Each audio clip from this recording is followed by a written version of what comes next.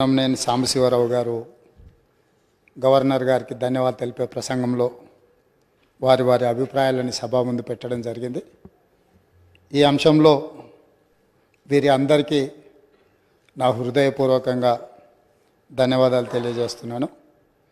నూతనంగా ఏర్పడ్డ తెలంగాణ రాష్ట్ర 3వ శాసనసభ సమావేశాలను ఒక మంచి సాంప్రదాయంతో ఆదర్శవంతమైన పరిపాలన అందించడానికి కాంగ్రెస్ పార్టీ కట్టుబడి ఈ శాసనసభ సమావేశాలను ఏర్పాటు చేసింది. ఈ సందర్భంగా నాడు తెలంగాణ ఉద్యమంలో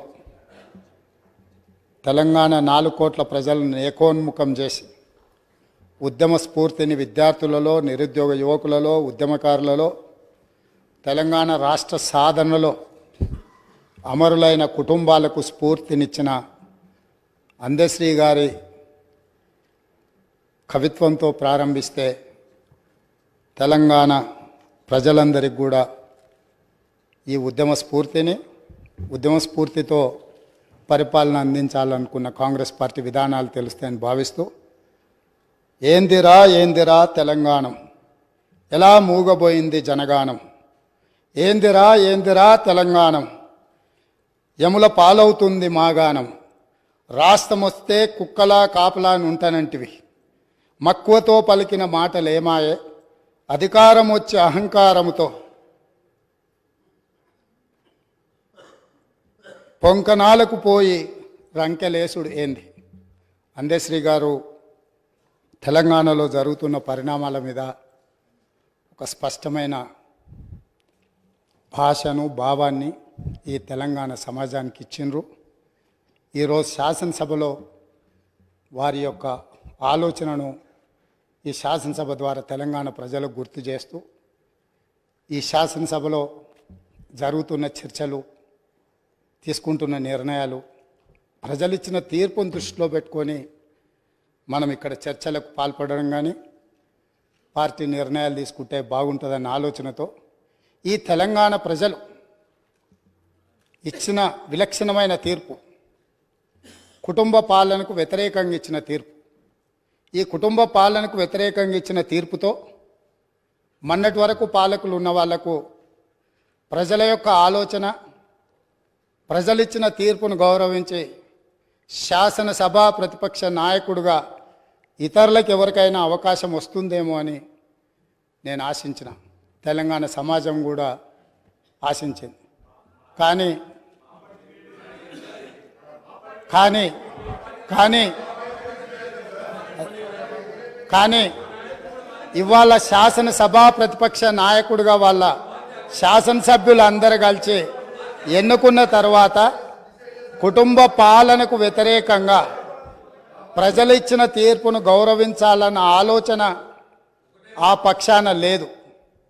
రెండవది, కనీసం శాసనసభలో ప్రసంగమైన ప్రజల యొక్క సమస్యల్ని ప్రస్తావించడానికైనా అనుభవజ్ఞులైన చాలామంది శాసనసభ్యులు, గతంలో చాలా సంవత్సరాలుగా మంత్రులుగా పనిచేసిన అనుభవం ఉండి ఉప ముఖ్యమంత్రులుగా పనిచేసిన అనుభవం ఉన్న వాళ్ళైనా చర్చను ఒక మంచి సాంప్రదాయాన్ని నెలకొల్పడానికి ప్రారంభిస్తారేమో అని మేము అనుకున్నాం. అయినా కూడా తెలంగాణ ప్రజల్ని నిరాశపరిచిండ్రు. ఇక్కడ కూడా కుటుంబానికి తప్ప అర్హులకు ఎవరికీ అవకాశం లేదు, అర్హులకి ఇక్కడ స్థానమే లేదు అని చెప్పి చర్చను ప్రారంభించడం ద్వారా ఈ పార్టీ కుటుంబ పాలనకే పరిమితం అవుతుంది, ప్రజాస్వామిక విలువలకు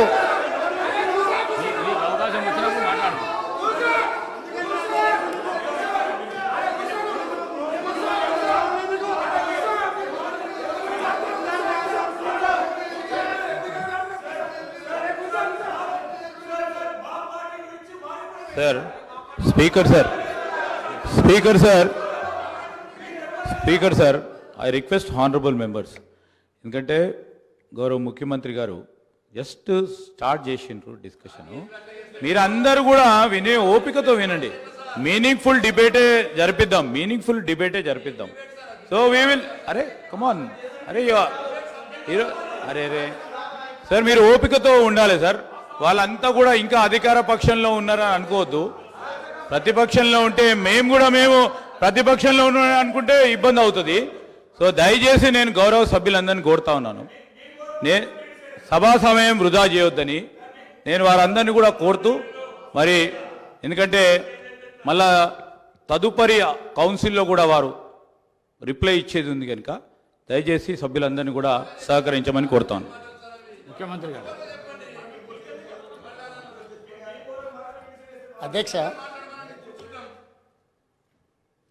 ప్రజా జీవితంలో ఉన్నప్పుడు అడుగుతాం కడుగుతాం అని చెప్పి శ్రీశ్రీ గారు ఎప్పుడో చెప్పిండ్రు. ఈరోజు మా కుటుంబము, మా పార్టీ, మా ఇష్టము అనే నియంతృత్వ పోకడలను సూచిస్తుంది. ఎందుకంటే నిరంకుశత్వం అనేది ఎక్కువ కాలము చెల్లదు, నిలబడదు. ప్రజలు నిటారుగా నిలబడి ఈ కుటుంబ పాలనకు వ్యతిరేకంగా మేము తీర్పిచ్చినామని నికార్సైన తీర్పిచ్చిన తర్వాత కూడా వాళ్ళలో మార్పు రాలేదు. కాబట్టి రేపు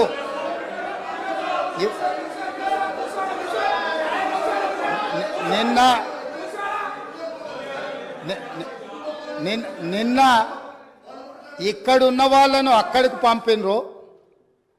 ప్రజా తీర్పును గౌరవించకపోతే అక్కడున్న వాళ్ళను అక్కడికి పంపుతారు బయటికి. కాబట్టి వాళ్ళ ఇష్టము, వాళ్ళు ఇట్లా ఉండకుంటే మంచిదని నేను అనుకుంటున్నాను. మేము ఇట్లనే ఉంటామంటే వాళ్ళని ఎక్కడికి పంపించాలనో ప్రజలకు తెలుసు కాబట్టి నాకేం అభ్యంతరం లేదు. ఇది వాళ్ళ పార్టీ ఇష్టం. అదేవిధంగా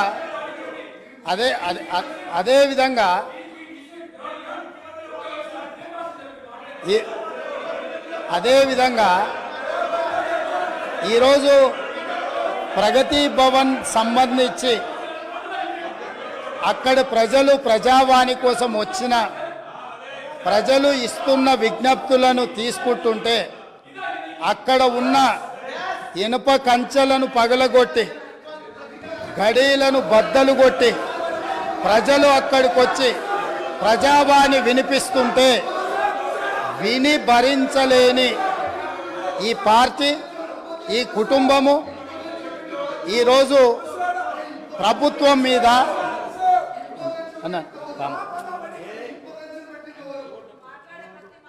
ఈరోజు ఈ ప్రజలు ఇచ్చిన తీర్పును గౌరవించే కాంగ్రెస్ పార్టీ ప్రగతి భవన్ గేట్ల ముందు ఉన్న ఇనుప కంచెలను బద్దలు కొట్టి ప్రజలకు ప్రవేశమే లేదు, తెలంగాణ ప్రజల యొక్క చెమట వాసన మేము చూడము, ఇది నిషేధిత ప్రాంతమని నిషేధించిన ఆ ప్రగతి భవన్లో ఎల్బీ స్టేడియంలో మా ప్రభుత్వం ప్రమాణ స్వీకారం చేస్తున్న 1 గంట 4 నిమిషాలకు ఆ గేట్లు బద్దలు కొట్టి తెలంగాణ 4 కోట్ల ప్రజలకు ప్రవేశం కల్పించింది మా పార్టీ, మా ప్రభుత్వం. మీకు గతాన్ని గుర్తు చేయదలుచుకున్నా.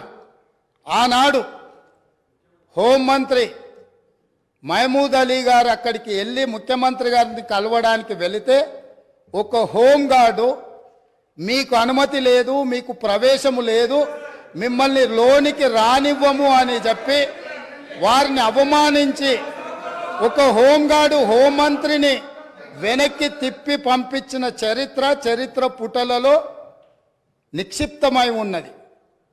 ఆనాటి ఆర్థిక మంత్రి, ఆనాటి వైద్య ఆరోగ్య శాఖ మంత్రి ఈటెల రాజేందర్ గారు ముఖ్యమంత్రిని కలవడానికి అక్కడికి వెళితే అక్కడ ఉన్న పోలీసు సిబ్బంది మీకు ప్రవేశము లేదు, మిమ్మల్ని నిషేధించినము, మీకు అర్హత లేదు, మీకు ఆ స్థాయి లేదు అని చెప్పి ఈటెల రాజేందర్ గారిని ఆ ప్రగతి భవన్లకు ప్రవేశం లేదని తన సహచర మంత్రిని అవమానించి ఆ మంత్రే స్వయంగా కన్నీళ్లు పెట్టి ఈ ఆవేదనను, ఈ దుఃఖాన్ని లోపల అదిమి పెట్టుకున్న విషయాన్ని 4 కోట్ల తెలంగాణ ప్రజలకు వివరించినప్పుడు తెలంగాణ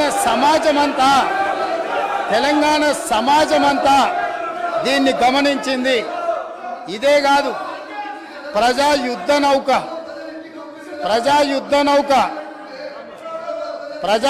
నౌక గద్దరన్న 50 సంవత్సరాలు సుదీర్ఘంగా ఈ తెలంగాణ ప్రజల పక్షాన గలం విప్పి గచ్చగట్టి గొంగళేసుకొని తండాలలో గూడాలలో మారుమూల పల్లెల్లో ఈ దేశంలోనే 100 కోట్ల ప్రజలను ప్రభావితం చేయగలిగిన గద్దరన్న ఆనాటి ముఖ్యమంత్రి గారిని కలవడానికి ఆ ప్రగతి భవన్ గేట్ల ముందు ఎర్రటెండలో మండుతుంటే అక్కడ గంటల కొద్దీ నిలబడితే ఈ తెలంగాణ యుద్ధ నౌక ఈ తెలంగాణ పోరాటానికి తెలంగాణ ప్రజల యొక్క ఆత్మగౌరవమైన గద్దరన్నకే ప్రవేశం లేని ప్రగతి భవన్ను ఇవాళ బద్దలు కొట్టి నా 4 కోట్ల తెలంగాణ ప్రజలు ఎప్పుడు కావాలన్నా ఎక్కడికి వెళ్ళాలన్నా ఆ ప్రగతి భవన్ గేట్లను ఇనుప కంచెల్ని బద్దలు కొట్టిన ప్రభుత్వం మా ప్రభుత్వం, ప్రజలెన్నుకున్న ప్రభుత్వం, ప్రజా ప్రభుత్వం. కాబట్టి ఆనాడు ముఖ్యమంత్రిని కలవాలంటే మంత్రులకు ప్రవేశం లేదు. ముఖ్యమంత్రిని కలవాలంటే తెలంగాణను సాధించిన తెలంగాణ ఉద్యమానికి ఊపిరులూదిన గద్దరన్నకు ప్రవేశం లేదు. కానీ ఈనాడు దళితులు, గిరిజనులు, బలహీన వర్గాలు, మైనారిటీలు, మహిళలు ఎవరైనా అక్కడికి వెళ్ళి మా సమస్య ఉన్నది అని అంటే ఈ ప్రభుత్వం వినడానికి సిద్ధంగా ఉన్నది అని చెప్పి ఈ తెలంగాణ ప్రజలకు స్వేచ్ఛనిచ్చిన ప్రభుత్వం, ప్రజా ప్రభుత్వం, ప్రజలెన్నుకున్న ప్రభుత్వం ఈరోజు ఇక్కడ ఉన్నది. నిజంగానే ఈ ప్రభుత్వం నియంతృత్వ పోకడలతో పోవాలి అనుకుంటే, నిర్బంధాలతో పరిపాలన సాగించాలి అని అనుకున్నుంటే ఇక్కడ అంతసేపు వాళ్ళు ఎవరు మాట్లాడినా సంవయనంతో ఇక్కడ వింటూ కూర్చుండే వాళ్ళం కాదు. ఆనాడు 2014 తెలంగాణ రాష్ట్రంలో తెలంగాణ ప్రభుత్వం ఏర్పడిన తర్వాత జరిగిన చర్చలలో మేమందరం సభ్యులుగా ఇక్కడ నిలబడి సమస్యల మీద మాట్లాడినప్పుడు మార్షల్స్ను పెట్టి గొర్రెలను ఈడ్చినట్టు ఈడ్చి బజార్లో పడేసి ప్రజాస్వామ్యాన్ని కూని ఇక్కడనే చేసిన వాళ్ళు ఇవాళ అక్కడ కూర్చున్నారు. వాళ్ళలాగా మేము కాదు. ఇదే కాదు, గవర్నర్ గారి ప్రసంగంలో ఆనాడు ప్రజలకు వాళ్ళు ఇచ్చిన హామీలు ఈ మంత్రివర్గం తీర్మానం ద్వారా గవర్నర్ గారి ప్రసంగంలో పెట్టలేదు అని, పెడితే బాగుంటుందని చర్చించడానికి నిలబడ్డ ఆనాటి నా సహచర శాసనసభ్యులు కోమటిరెడ్డి వెంకటరెడ్డి గారిని, సంపత్ కుమార్ను శాసనసభ సభ్యత్వాన్ని రద్దు చేసి నిరంకుశ నియంతృత్వ పోకడలతోని నిర్ణయాలు తీసుకున్న వాళ్ళు శాసనసభలో గవర్నర్ రంగరాజన్ గారు ఇక్కడ ఉన్నప్పుడు ఆనాటి శాసనసభ్యులు చేసిన గందరగోళంలో 10% కూడా కోమటిరెడ్డి వెంకటరెడ్డి గారు, సంపత్ కుమార్ గారు చెయ్యలే. కూర్చున్న సీట్ల నుంచి లేచి నిలబడి నిరసన తెలిపినందుకు నిరంకుశత్వంగా 2 శాసనసభ సభ్యత్వాలు రద్దు చేసిన చీకటి రోజులు ఇక్కడనే జరిగినాయి. ఈ సంఘటనలు చరిత్ర మర్చిపోదు. ఈ సంఘటన తెలంగాణ శాసనసభ చరిత్రలో శాశ్వతంగా ఉంటుంది. ఆ సంగతిని కూడా నా మిత్రులకు నేను గుర్తు చేయదలుచుకున్నా. అదేవిధంగా అధ్యక్ష, ఈరోజు ఎన్నికల సమయంలో మేము ఏమి హామీలు ఇచ్చినామో ప్రభుత్వం ఏర్పడిన మొదటి రోజే మొట్టమొదటి మంత్రివర్గ సమావేశాన్ని ఏర్పాటు చేసి 6 గ్యారంటీలను చట్టబద్ధత మంత్రివర్గంలో కల్పించి ఈరోజు ఇదే సమస్య మేనేజ్మెంట్ కోటాలు వస్తే అధ్యక్ష ఈ ప్రాబ్లమ్స్ ఉంటాయి. మేనేజ్మెంట్ కోటాలు వస్తే ఈ ప్రాబ్లం ఉంటుంది. మంత్రివర్గంలో పాలసీలను ఆమోదించుకొని చట్టాలు చేసేది చట్టసభలో చేస్తారు. చట్టాలు మంత్రివర్గంలో చేయరు అధ్యక్ష. చట్టం ఎక్కడ జరుగుతుంది? శాసనసభలో జరుగుతుంది. కాబట్టి మంత్రివర్గంలో తీసుకున్న విధానపరమైన నిర్ణయాలను చట్టబద్ధత కల్పించి చట్టం చేసేదే ఈ శాసనసభ.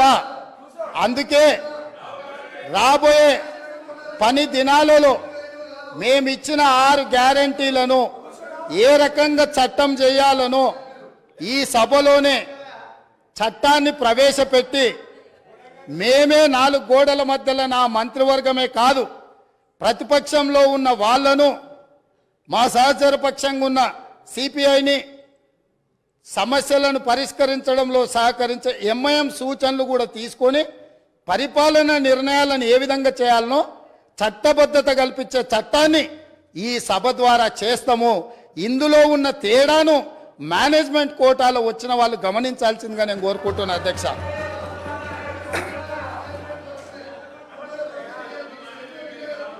అదేవిధంగా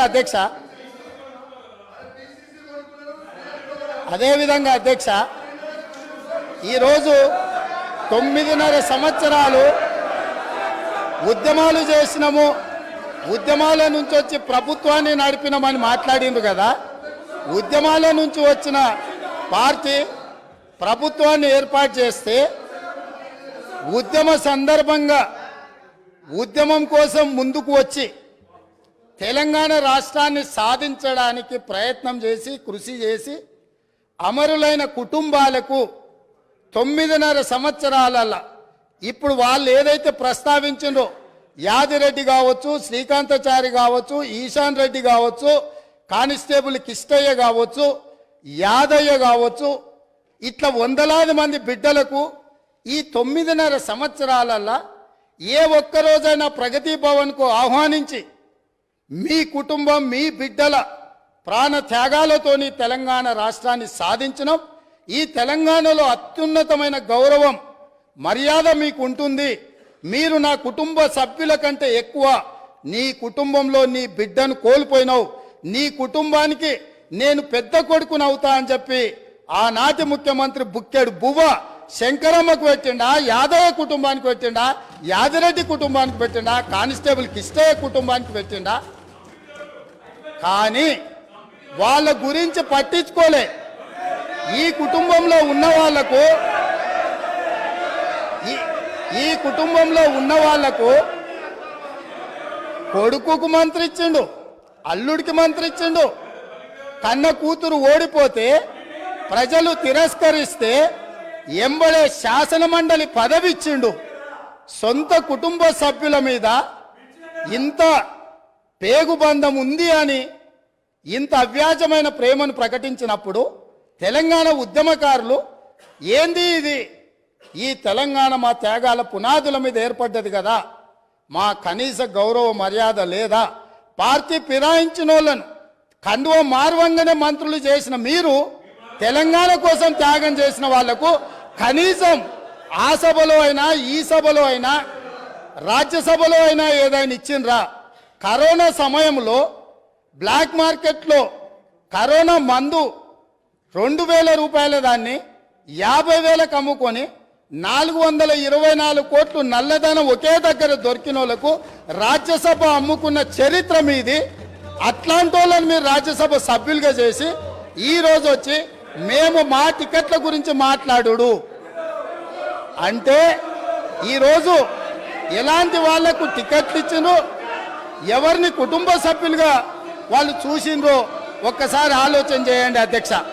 అదేవిధంగా అధ్యక్ష, ఆనాడు నళిని అనే ఒక తెలంగాణ ఉద్యమకారురాలు డిఎస్పీగా ఉండి తెలంగాణ రాష్ట్ర సాధన కోసం డిఎస్పీ పదవికి డిఎస్పీ ఉద్యోగానికి రాజీనామా చేసింది. ఆ నళినికి తెలంగాణ రాష్ట్రం వచ్చిన తర్వాత పిలిచి ఈ రాష్ట్రం కోసం తెలంగాణ సాధన కోసం గ్రూప్ 1 అధికారిగా ఉండి నీ డిఎస్పీ ఉద్యోగాన్ని రాజీనామా చేసినావు. ఈ తెలంగాణ రాష్ట్రంలో సగౌరవంగా నీ ఉద్యోగాన్ని నీకు ఇస్తున్నాం, మళ్ళీ తిరిగి ఉద్యోగాన్ని చేపట్టమని ఈ ప్రభుత్వం మాట్లాడిందా అధ్యక్ష? కానీ ఒక తెలంగాణ రాష్ట్ర సాధన కోసం త్యాగం చేసిన నళినికి మాత్రం ఎలాంటి న్యాయం జరగలేదు. నిజామాబాద్ ప్రజలు ఎంపీగా ఓడగొడితే ఎంబడే శాసన మండలి పదవి ఇచ్చి మాత్రం తన కుటుంబాన్ని కాపాడుకున్న ప్రభుత్వం పార్టీ ఈ పార్టీ అధ్యక్ష. వీళ్ళు ఈరోజు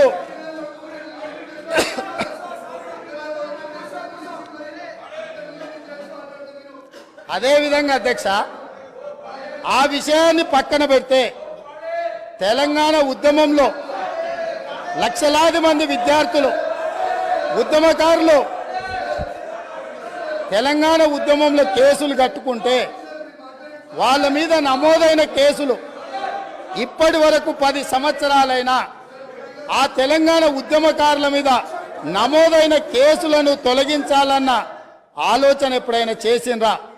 నేను ఈరోజు మీ ద్వారా అడగదలుచుకున్నా, ఈరోజు మీ ద్వారా తెలంగాణ ప్రజలకు నేను చెప్పదలుచుకున్నా. జూన్ 2, 2014 నాటికి తెలంగాణ రాష్ట్రం ఏర్పడే రోజుకు గౌరవనీయులైన మాజీ ముఖ్యమంత్రి వర్యులు కల్వకుంట్ల చంద్రశేఖరరావు గారు వారి కుటుంబ సభ్యుల మీద ఉన్న ఉద్యమ కేసు ఎన్ని?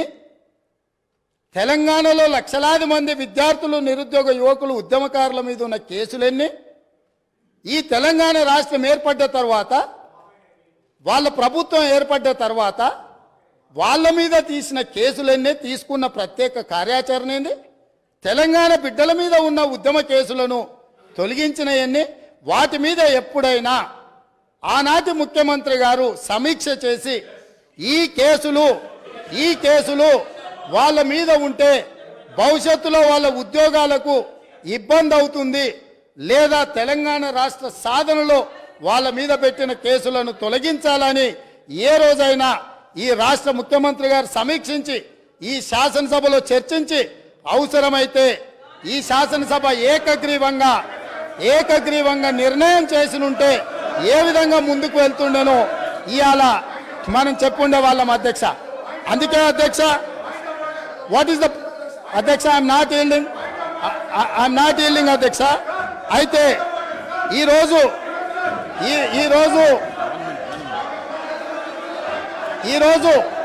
వాళ్ళకొక నీతి, వీళ్ళకొక నీతి అధ్యక్ష. అదేవిధంగా పదే మాది ఉద్యమ పార్టీ అని చెప్పుకునే పార్టీ, ఉద్యమాల నుంచే మేము ఎదిగినామని చెప్పుకునే పార్టీ, ఉద్యమాల ద్వారా తెలంగాణ రాష్ట్రాన్ని సాధించడమని చెప్పుకునే పార్టీ, ఉద్యమాలకు వేదికైన ధర్నా చౌక్ను తొలగించి ఈరోజు తెలంగాణలో నిర్బంధాలే కొనసాగుతాయి, నిర్బంధాల మధ్యనే తెలంగాణలో పరిపాలన సాగుతుందని ధర్నా చౌక్ ఎత్తేసిండ్రు కదా అధ్యక్ష. ఏ ఆదర్శం వీళ్ళు చెప్పదలుచుకున్నారు? తెలంగాణ ప్రజలకు ధర్నా చేసుకోవడానికి ఆనాడు కాంగ్రెస్ పార్టీ ధర్నా చౌక్ ఏర్పాటు చేస్తే ఆ ధర్నా చౌక్ను ఎత్తేసిన దుర్నీతి ఈరోజు ఈ పార్టీది ఉన్నది. కాబట్టి ఇవాళ ధర్నా చౌక్ను మేము పునరుద్ధరిస్తే, ప్రజల పక్షాన ధర్నా చౌక్ను మేము పునరుద్ధరించి ప్రజలకు హక్కులు ఇవ్వదలుచుకుంటే అభినందించాల్సింది పోయింది. అదేవిధంగా నేను ఒక సూచన చేస్తున్నా అధ్యక్ష, ఇవాళ ఈ ప్రజల హక్కుల కోసం, ప్రజల యొక్క అభివృద్ధి కోసం ధర్నా చౌక్ను మళ్ళీ తిరిగి ప్రారంభించినాం. ప్రజాస్వామిక స్ఫూర్తిని నిలబెట్టాలంటే ఇక్కడ అడ్డుకోవడం కాదు, ఇక్కడ ప్రజలకు మేము చేయదలుచుకున్న మంచిని చర్చ జరగకుండా ఈడ అడ్డుపడడం కాదు. కల్వకుంట్ల తారక రామారావు గారు ఆ ధర్నా చౌక్లో, మేము ఓపెన్ చేసిన ధర్నా చౌక్లో ఆమరణ నిరాహార దీక్ష చేస్తే తెలంగాణ సమాజానికి కూడా ఒక మంచి సందేశాన్ని ఇచ్చినట్టు ఉంటుంది. కాబట్టి అక్కడ ఉన్న వాళ్లకు జ్ఞానోదయం కలిగి తిరిగి మేము ప్రారంభించిన ధర్నా చౌక్లో ధర్నాలు చేసుకునే స్వేచ్ఛ వాళ్లకు మేము ఇవ్వడం జరిగింది అధ్యక్ష. అందుకే వాళ్ళని అక్కడ ధర్నా చేసుకోమని చెప్తున్నా అధ్యక్ష. అదేవిధంగా ఇవాళ చాలా మంది మిత్రులు పాపం వాళ్ళు ఇక్కడ ఉన్నారని నించొని మాట్లాడుతున్నారు, కానీ వాళ్ళు ఏం చెప్తున్నారు అధ్యక్ష? మీ ప్రభుత్వం ఏర్పడ్డ తర్వాత మేము స్వేచ్ఛగా కోఆపరేట్ చేయండి మీరు, please. Leader of the house మాట్లాడేటప్పుడు మీకు టైం ఇస్తా, మీరు మాట్లాడుతున్నారు ప్లీజ్.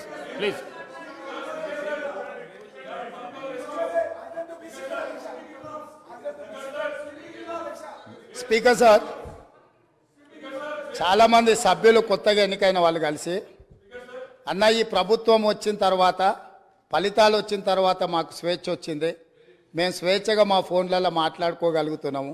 అంతకుముందు ప్రభుత్వంలో ఉన్న ఫేస్ టైంలోనో ఇతర ఇతర ఇతర యాప్స్లలో మేము మాట్లాడుకునే పరిస్థితి ఉంది. ఇవాళ మాకు స్వేచ్ఛ వచ్చిందని చెప్తున్నారు. సో వాళ్ళు ఈ విషయాలన్నిటిని కూడా పరిగణలోకి తీసుకుంటే వాళ్ళకు ఏం జరిగిందో, మార్పు వచ్చిందేందో కూడా వాళ్ళకు అర్థమవుతుంది అధ్యక్ష. అదేవిధంగా అధ్యక్ష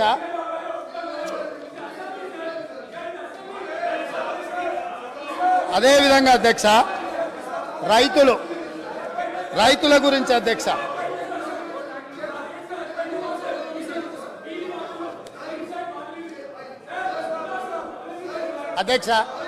పదే పదే రాష్ట్ర ప్రభుత్వము రైతును రాజును చేసినామని మాట్లాడుతుంటుంది అధ్యక్ష. నేను కొన్ని వాస్తవిక విషయాలు ఈరోజు నేను మీ ముందుకు తీసుకురాదలుచుకున్నాను అధ్యక్ష. రాష్ట్రంలో రైతుల ఆదాయం పెరిగింది, రైతుల ఆత్మహత్యలు తగ్గినాయి, రైతుల వలసలు తగ్గినాయి, రైతులు పండించిన పంటకు గిట్టుబాటు ధర ఇస్తున్నాము, సాగునీటి ప్రాజెక్టులు నిర్మించడం ద్వారా 1 కోటి ఎకరాలకు నీళ్ళు ఇచ్చినామని పదే పదే ఆనాటి ప్రభుత్వం ఈనాటి వరకు ఒకే అంశాన్ని పదే పదే ప్రస్తావిస్తున్నారు అధ్యక్ష. నేను కొన్ని వాస్తవ విషయాలను ఈరోజు మీ ముందు పెట్టదలుచుకున్నాను అధ్యక్ష. ఈరోజు దేశంలో ఉన్న రాష్ట్రాలలో రైతుల యొక్క ఆదాయం గురించి మనం చర్చించినప్పుడు తెలంగాణ రాష్ట్రము ఈ దేశంలో ఉన్న రాష్ట్రాలలో రైతు ఆదాయంలో 25వ స్థానంలో ఉంది. ఇది నేను చెప్పడం లేదు అధ్యక్ష. రాజ్యసభలో కేంద్ర ప్రభుత్వము ఒక ప్రశ్నకు సమాధానం ఇస్తూ రైతుల యొక్క ఆదాయాన్ని లెక్కించినప్పుడు తెలంగాణ రాష్ట్రంలో ఉండే రైతు యొక్క ఆదాయము 9,403 రూపాయలు. అంటే ఇది మొత్తం దేశంలో ఉన్న అన్ని రాష్ట్రాలలో 25వ స్థానం. అత్యధికంగా రైతు ఆదాయం ఉన్న రాష్ట్రం ఏదో తెలుసా అధ్యక్ష? మేఘాలయ 29,348 రూపాయలు. అంటే రైతు ఆదాయంలో 25వ స్థానంలో ఉన్న తెలంగాణ రాష్ట్రము ఆనాటి పాలకులు ఈ రాష్ట్రంలో రైతులు బాగున్నారు, బాగుపడ్డారు అని ఏ రకంగా చెప్తారో ఈరోజు వాళ్ళకి చెప్పాల్సిన సమాధానము వాళ్ళు ప్రజలకు చెప్పాల్సిన అవసరం ఉన్నది అధ్యక్ష. అదేవిధంగా అధ్యక్ష, రైతులు ఎన్సీఆర్బి లెక్కల ప్రకారము దేశంలోనే మొదటి స్థానము లేదా 2వ స్థానంలో ఈ 10 సంవత్సరాలు రైతు ఆత్మహత్యలల్లో ఎప్పటికప్పుడు మొదటి 2 స్థానాలలోనే తెలంగాణ రాష్ట్రం ఉంది. 8,000 చిల్లర రైతులు ఆత్మహత్యలు చేసుకున్నారని ఎన్సీఆర్బి లెక్కలు చెప్తున్నాయి అధ్యక్ష. రాష్ట్ర ప్రభుత్వమే రైతు బీమా పథకం తెచ్చినము అని గొప్పగా చెప్పుకున్నారు అధ్యక్ష. రైతు బీమా పథకంలో సార్ నేను చెప్పకముందే ఎందుకు లేస్తున్నారు సార్ వాళ్ళు? ఎందుకా ఉలికిపాటు? రాష్ట్ర ప్రభుత్వం తీసుకొచ్చిన రైతు బీమా పథకానికి సంబంధించిన నివేదిక 2018 ఆగస్టు నెలలో ప్రారంభించిన రైతు బీమా పథకంలో అర్హులు ఎవరో తెలుసా అధ్యక్ష? 18 సంవత్సరాలు నిండిన వాళ్ళు, 60 సంవత్సరాల లోపట ఉన్నవాళ్ళు. ఎంతమంది రైతులు చచ్చిపోయినారో తెలుసా అధ్యక్ష? వీళ్ళ లెక్కల ప్రకారము నెంబర్ ఆఫ్ క్లెయిమ్స్ వచ్చేసి, నెంబర్ ఆఫ్ డెత్స్ వచ్చేసి 1,21,965. ఇప్పటి వరకు వాళ్ళకు వచ్చింది 1,19,081. అంటే 2018 నుంచి 2023 ఆగస్టు నెల వరకు 1,21,000 మంది రైతులు చచ్చిపోయినరు. ఏ వయసు ఉన్న వాళ్ళు? 18 సంవత్సరాలు పైబడిన వాళ్ళు, 60 సంవత్సరాల లోపల ఉన్నవాళ్ళు. అంటే ఇవి ప్రభుత్వం చేసిన హత్యలు కాదా అని నేను అడుగుతున్నా అధ్యక్ష. ఇదా రైతు ప్రభుత్వం? 8,000 పైచిలకు రైతు ఆత్మహత్యలు జరిగినాయి అని ఎన్సీఆర్బి నివేదిక. అదేవిధంగా ఈరోజు ఈ రకమైన రైతు ప్రభుత్వము, ఇది రైతు ప్రభుత్వమా? ఈ ప్రభుత్వంలో లక్షల మంది చచ్చిపోతుంటే రైతు ఎందుకు చచ్చిపోతాడు అధ్యక్ష? రైతు బ్రతికుండడానికి సహకరించాలి ప్రభుత్వం. రైతు బ్రతికుండడానికి ఏ రకంగా ఆదుకోవాలనో ప్రణాళికలు ఉండాలి. రైతు వేసిన ఇత్తనాలకు, ఎరువులకు, పంటకు రైతు బీమా పథకం పెడితే అకాల వర్షాలతోనో, కరువుతోనో, కాటకాలతోనో చీడ పురుగులతోనో పంట నష్టం జరిగితే రైతు బీమా పథకం ఉంటే రైతు పెట్టిన పెట్టుబడి పటాన్ల దగ్గరలో తెచ్చిన అప్పులు కట్టుకోవడానికి రైతు బీమా పథకము ఉండి ఆ నష్టపోయిన పంటకు రైతు పంటల బీమా పథకాన్ని పెట్టుంటే రైతులు చచ్చిపోయి ఉండేవాళ్ళు కాదు, రైతులు ఆత్మహత్యలు చేసుకొని ఉండేవాళ్ళు కాదు. కానీ ఆనాటి ప్రభుత్వంలో రైతుకు రాష్ట్ర ప్రభుత్వం నుంచి ఆ కుటుంబానికి సహాయం అందాలంటే రైతు చనిపోతే తప్ప 5 లక్షల రూపాయలు ఇవ్వమని రైతు చావుకు 5 లక్షలు వెలగట్టిన ఈ ప్రభుత్వం సిగ్గు లేకుండా ఇంకా మాట్లాడుతుందనంటే ఏం అర్థం చేసుకోవాలి అధ్యక్ష? ఇప్పటికైనా ఎప్పుడైనా రైతు పెట్టుబడికి రాష్ట్ర ప్రభుత్వం భరోసానివ్వాలి. రైతు పంటలకు బీమా పథకం ఉండాలి తప్ప, రైతు బతకడానికి ప్రభుత్వం నుంచి హామీ ఉండాలి తప్ప, చనిపోయిన తర్వాత నువ్వు ఏమిచ్చినా ఆ కుటుంబంలో చనిపోయిన వ్యక్తి తిరిగి వస్తాడా అని నేను అడుగుతున్నాను అధ్యక్ష. అదేవిధంగా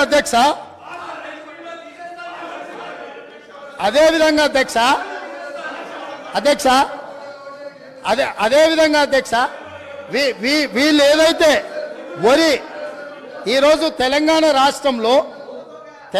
రాష్ట్రంలో ఇవాళ పసుపు పోయింది, చెరుకు పోయింది, కందులు పోయినాయి, మిరప పోయింది, పత్తి పోయింది, ఇట్లా ప్రత్యామ్నాయంగా సోయాబీన్ పోయింది.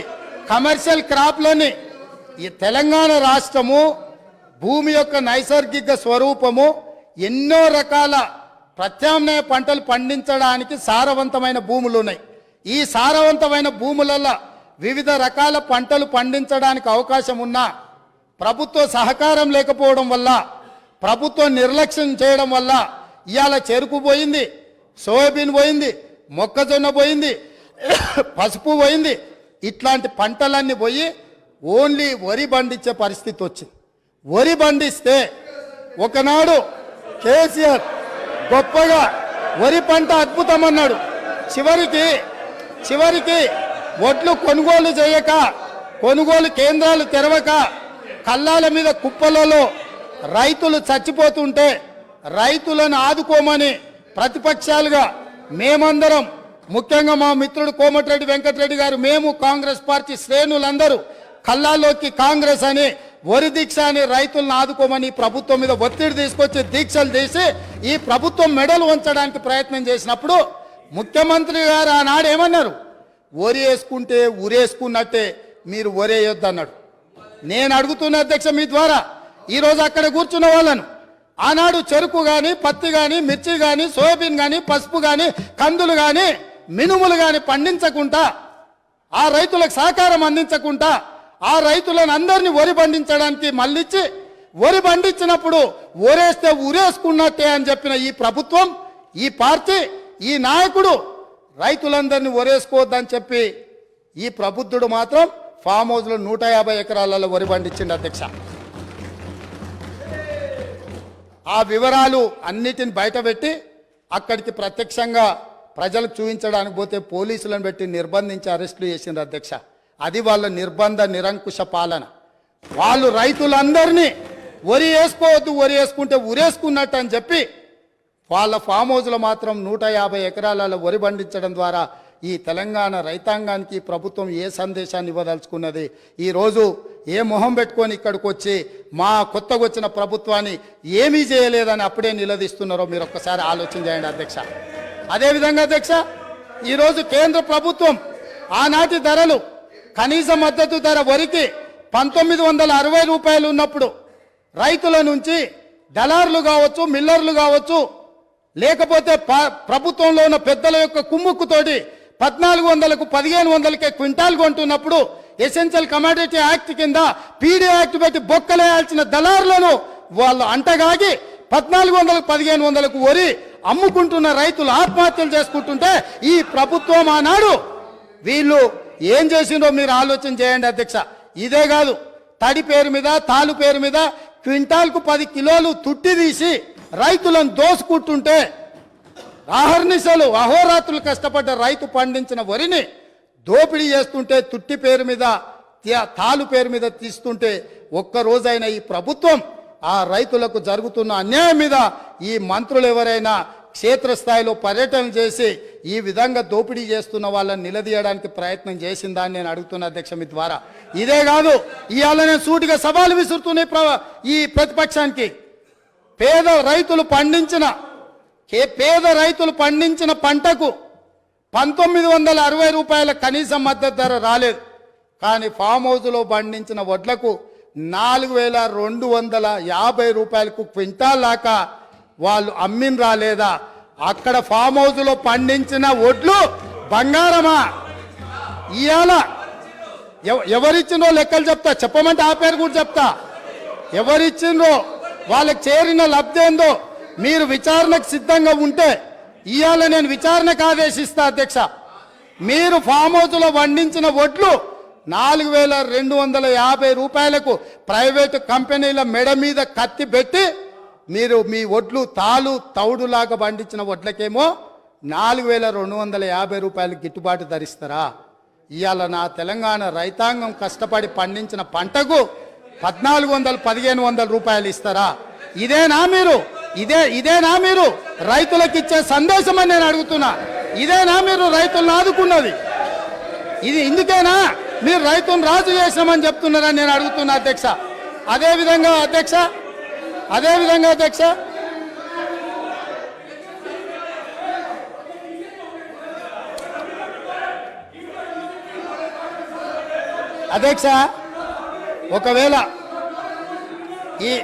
ఒకవేళ ఈ పార్టీ ఫామ్ హౌస్లో 4250 రూపాయలకు వడ్లు అమ్మలేదు అని అంటే నేను విచారణకు ఆదేశిస్తా, వాళ్ళు ఒప్పుకుంటారేమో అడుగున్నారు అధ్యక్ష. అదేవిధంగా అధ్యక్ష విద్యుత్ వినియోగం గురించి దేశంలోనే తెలంగాణ మొదటి స్థానాన్ని సాధించిందని పదే ప్రభుత్వం గొప్పలు చెప్పుకుంటుంది అధ్యక్ష. చెవిటోడు అయినా వినటోనికి ఇంతనైనా ఉండాలని చెవులు వేసుకొని వాళ్ళు చెప్పొచ్చు. విద్యుత్ తలసరి వినియోగంలో తెలంగాణకు మొదటి స్థానం లేదు అధ్యక్ష. పచ్చి అబద్ధాలు చెప్పి బ్రతకాలని చూస్తున్నారు. అబద్ధాల పునాదుల మీద ఏర్పడ్డ పార్టీ, అబద్ధాల పునాదుల మీద అధికారంలోకి వచ్చిన పార్టీ, అబద్ధాల పునాదుల మీదనే పరిపాలన సాగించిన పార్టీ ఈరోజు ప్రతిపక్షంలో కూడా మళ్ళీ అబద్ధాలనే నమ్ముకొని అబద్ధాలనే ప్రాతిపదికన ఇంకా ప్రజల్ని మభ్యపెట్టాలనే ప్రయత్నం చేస్తున్నారు అధ్యక్ష. వాస్తవంగా కేంద్ర విద్యుత్ శాఖ ఆధ్వర్యంలోని సెంట్రల్ ఎలక్ట్రిసిటీ అథారిటీ వార్షిక నివేదిక 2023 ప్రకారము తెలంగాణ రాష్ట్రం విద్యుత్ తలసరి వినియోగంలో 10వ స్థానంలో ఉంది అధ్యక్ష.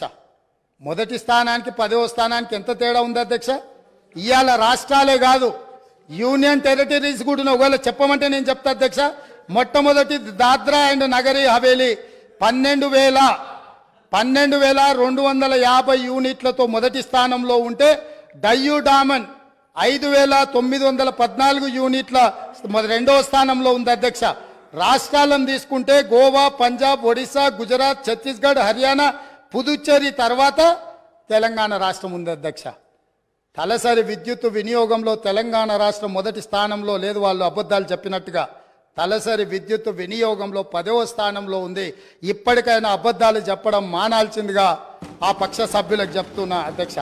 అదేవిధంగా అధ్యక్ష, ఈరోజు మేము నీళ్ళు ఇచ్చాం అని చెప్పుకుంటారు అధ్యక్ష. 1 కోటి ఎకరాలకు నీళ్ళు ఇస్తే కాళ్ళ ద్వారా నీళ్లు బారితే ఎక్కడైనా పంపు సెట్లు పెరుగుతాయి అధ్యక్ష? మీరు చెప్పండి.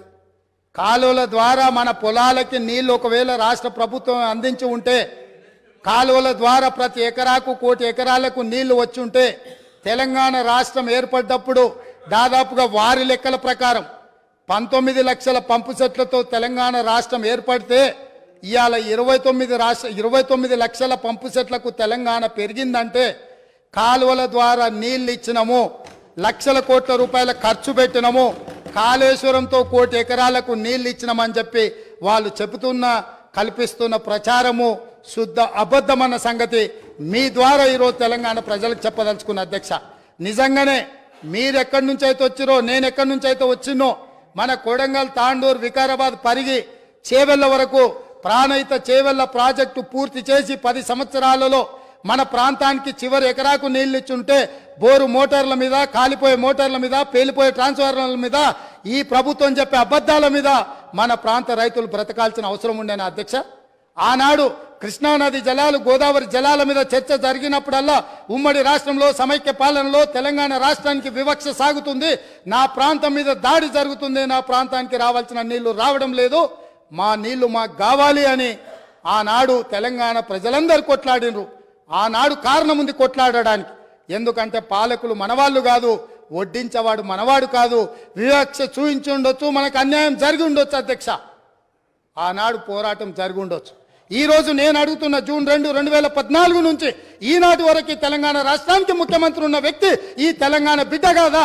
ఈ వివక్ష ఎందుకు నా వికారాబాద్, నా కొడంగల్, నా చేవెళ్ళ, నా ప్రాంతం ఆనాడు నిర్మించి 10,000 కోట్ల రూపాయలు ఖర్చు పెట్టిన ప్రాణహిత చెవెళ్ళ ఎందుకు ఎగిరిపోయింది? ఇయాలటికి అదే ఎడారిగా ఈ కృష్ణానది జలాలు అందక ఎందుకు మనము వలసలు పోతున్నాము? ఈ వివక్ష కారణం వీళ్ళు కాదా అధ్యక్ష? లక్షల కోట్ల రూపాయలు ఖర్చు పెట్టి ఇవాళ తెలంగాణలో ఎవరి పాడైంది రూపాయి తెలంగాణని పాడుకునే పరిస్థితి ఎందుకు వచ్చింది అధ్యక్ష? 10 సంవత్సరాల నాడు వివక్షతోటి ప్రాజెక్టులు పూర్తి కావడం లేదు. కల్వకుర్తి, భీమా, కోయిల్పాడు, నెత్తం సాగర్, ప్రాణహిత చేవెళ్ళ నుంచి మొదలు పెడితే దేవాదుల, శ్రీరామ్ సాగర్, ఇందిరా సాగర్, శ్రీరామ్ సాగర్ లో కూడా వివక్ష జరిగిందని ఆనాడు సాగునీటి ప్రాజెక్టుల మీద మాట్లాడుకున్న మనం ఈ 10 సంవత్సరాలల్లా ఈ ప్రాజెక్టులు 100% పూర్తి ఎందుకు కాలేదు? ప్రాణహిత చేవెళ్ళ ప్రాంతానికి నీళ్ళు ఎందుకు రాలేదని మీ ద్వారా వాళ్ళని నిలదీస్తున్న అధ్యక్ష. ఎందుకు నా పాలమూరు రంగారెడ్డి ఎత్తిపోతల పథకం వివక్షకు లోనైంది? ఎందుకు ఇయాలటికి నా పాలమూరు ఎడారిగా మారింది? ఎందుకు ఇయాలటికి నా పాలమూరు నుంచి వలసలు పోతూనే ఉన్నాయి, వలసలు వెళ్ళే బస్సులు అక్కడే ఉన్నాయి? ఆ పాలమూరు బిడ్డలు కరీంనగర్ నుంచి పారిపోయి ఈ ప్రాంతానికి వలస వస్తే గుండెల్లో పెట్టి చూసుకొని భుజాల మీద మోసి పార్లమెంటుకు మేము పంపిస్తే, పాలమూరులో ఊరు లేకపోయినా పార్లమెంటులో నోరు లేకపోయినా మేము ఎంపీగా గెలిపించి మిమ్మల్ని పంపిస్తే, మీరు రాష్ట్రం వచ్చినాక ముఖ్యమంత్రి అయినాక 100% గుండెల్లో పెట్టి చూసుకోవాల్సిన బాధ్యత ఆనాటి ముఖ్యమంత్రి గారికి లేకుండేనా? మా పాలమూరు బిడ్డలు చేసిన నేరమేంది? నీకు ఓట్లేసి ఎంపీగా గెలిపించడమేనా?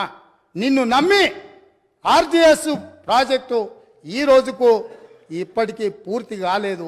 ఎందుకు ఇప్పటికీ అలంపూరు ప్రాంతంలో మీరు టెంకాయలు కొట్టిన ప్రాజెక్టులు పూర్తి కాలేదని నేను అడుగుతున్నా అధ్యక్ష. ఎందుకు ఈ వివక్ష అని నేను అడుగుతున్నా. మేము ఎంపీగా గెలిపించకపోయిన ఉంటే, ఆ పాలమూరు జిల్లా ప్రజలు నీకు ఓటు వేయకపోయినుంటే నీ రాజకీయ భవిష్యత్ ఎక్కడుండేది? ఇయాలను గొప్పలు చెప్పుకునే ఈ అవకాశం ఎక్కడుండేదని నేను అడుగుతున్నా అధ్యక్ష. అందుకే ఈరోజు పాలమూరు రంగారెడ్డి ఎత్తిపోతల పథకాన్ని జాతీయ ప్రాజెక్టుగా సాధించలేదు, రాష్ట్ర నిధులతో పూర్తి చేయలేదు.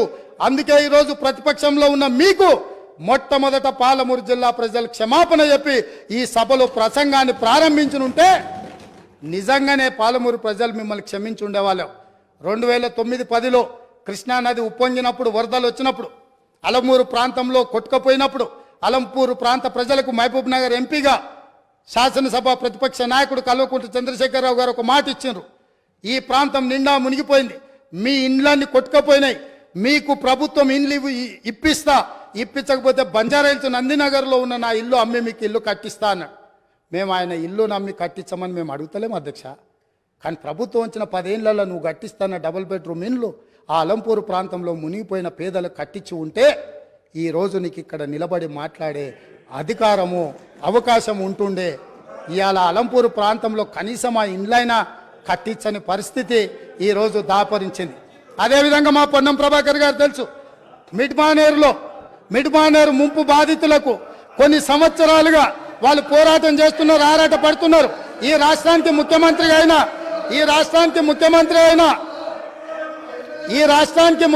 అయిన చంద్రశేఖరరావు గారు మిడ్మానేరు ప్రాంత పర్యటనకు పోయిండు. ఏం మాట్లాడిండు? రాజన్న ఆ ప్రాజెక్టులకు అక్కడికి వెళ్ళి, నేను మీ ఊరి అల్లుడిని, మీరు మిడ్మానేరులో ముంపు బాధితులు, మీ అల్లుడు ఈరోజు తెలంగాణ రాష్ట్రానికి ముఖ్యమంత్రి అయిండు, మీకు అందరికీ న్యాయం చేస్తా, మీకు R&R ప్యాకేజ్ ఇస్తా, మీకు ఇండ్లు కట్టిస్తాని స్వయంగా తెలంగాణ రాష్ట్ర ముఖ్యమంత్రిగా ఆనాడు చంద్రశేఖరరావు గారు అక్కడికి వెళ్ళి మాట ఇచ్చిండ్రు. నేను ఈరోజు మిమ్మల్ని అడుగుతున్నా అధ్యక్ష, ఈ రోజు వరకు వాళ్ళు మళ్ళీ అదే వంట వార్పు చేస్తున్నారు, అదే రాస్తారోకలు చేస్తున్నారు, అదే ధర్నాలు చేస్తున్నారు. ఇదే పోలీసులు ఉమ్మడి రాష్ట్రంలో లాఠీ చార్జ్ చేసిన పోలీసులు వాళ్ళ మీద లాఠీ చార్జ్ చేస్తున్నారు. మా మంత్రి పొన్నం ప్రభాకర్ గారు ప్రతి నెల నిరసన కార్యక్రమాన్ని ఇప్పటి వరకు నిరసనలు కొనసాగిస్తూనే ఉన్నాడు. అన్నీ ఉన్న అల్లుడు నోట్లో శని ఉందన్నట్టుగా ఆ మిడ్మానేర్ ముంపు బాధితులకు 10 ఏళ్ళైనా న్యాయం జరగలేదు. ఇది న్యాయమా? ఇదేనా ఈ రైతులను ఆదుకునేదని నేను అడుగుతున్నా అధ్యక్ష. అదేవిధంగా ఆర్ఎండ్ఆర్ ప్యాకేజీలో ఇల్లు కోల్పోయిన వాళ్లకు, పేదవాళ్లకు ఇండ్ల పట్టాలు ఇస్తారు అధ్యక్ష. ఆ ఇండ్ల పట్టాలు రాజ్యసభ సభ్యులు జోగినపల్లి సంతోష్ కుమార్ 250 గజాలు ఇండ్ల పట్ట వారి పేదోడి కింద పట్ట తీసుకున్నాడు అధ్యక్ష. వారి సోదరిమణి నేను పేరు ప్రస్తావించదలుచుకోలేదు. ఎప్పుడో పెళ్ళైపోయి అత్తగారింటికి వెళ్ళిపోయినా వారి సోదరిమణికి కూడా ఇళ్ల పట్టాలు ఇచ్చారు అధ్యక్ష తెలంగాణ రాష్ట్ర ప్రభుత్వంలో. ఆర్ఎండ్ఆర్ ప్యాకేజ్ పేదలకు, అత్యంత నిరుపేదలకు ఇవ్వాల్సిన ఈ ప్యాకేజీలో ముఖ్యమంత్రి గారి కుటుంబమే నిబంధనలను ఉల్లంఘించి ఆర్ఎండ్ఆర్ ప్యాకేజ్లో ఇండ్ల పట్టాలు కూడా తీసుకున్నారంటే ఇంకా కూడా అక్కడ నిలబడి మమ్మల్ని దోషులుగా నిలబెట్టడానికో, ఉమ్మడి రాష్ట్రంలో సమైక్య పాలనలో జరిగిన తప్పిదాల గురించి ప్రస్తావించి మమ్మల్ని నిలదీయాలన్న ఆలోచన ఇది ఏ మేరకు సమంజసము అధ్యక్ష? మీరు ఒక్కసారి ఆలోచన చేయండి. అందుకే అధ్యక్ష నేను అనేది, ఒక్కసారి ఈ సభలో మాట్లాడాలి అంటే ఆత్మ పరిశీలన చేసుకోండి, గుండెల మీద చెయ్యి పెట్టుకోండి. మేం మాట్లాడుతున్న దాంట్లో న్యాయం ఉందా? మేం మాట్లాడుతున్నది ప్రజలు గమనిస్తున్నారు. ప్రజలు ఇంకా మమ్మల్ని ఇక్కడికైనా ఉంచినరు, ఇది కూడా ఉండాలనా లేదా అని ఇవాళ మీరు ఆలోచన చేయాల్సిన అవసరం ఉంది అధ్యక్ష.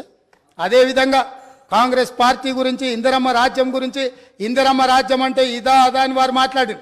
ఇందిరమ్మ రాజ్యం అంటే రైతు రుణమాఫీ అధ్యక్ష. ఇందిరమ్మ రాజ్యం అంటే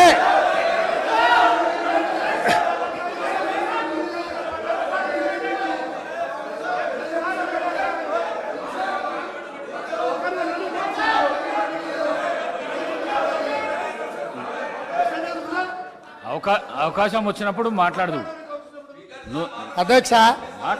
లీడర్ ఆఫ్ ది హౌస్ మాట్లాడేటప్పుడు అధ్యక్ష లీడర్ ఆఫ్ ది హౌస్ మాట్లాడేటప్పుడు డిస్టర్బ్ చేయకండి. మీకు అవకాశం వచ్చినప్పుడు మీరు మాట్లాడండి. కొత్తగా వచ్చినావు, కొత్త సభ్యునివి, కొత్త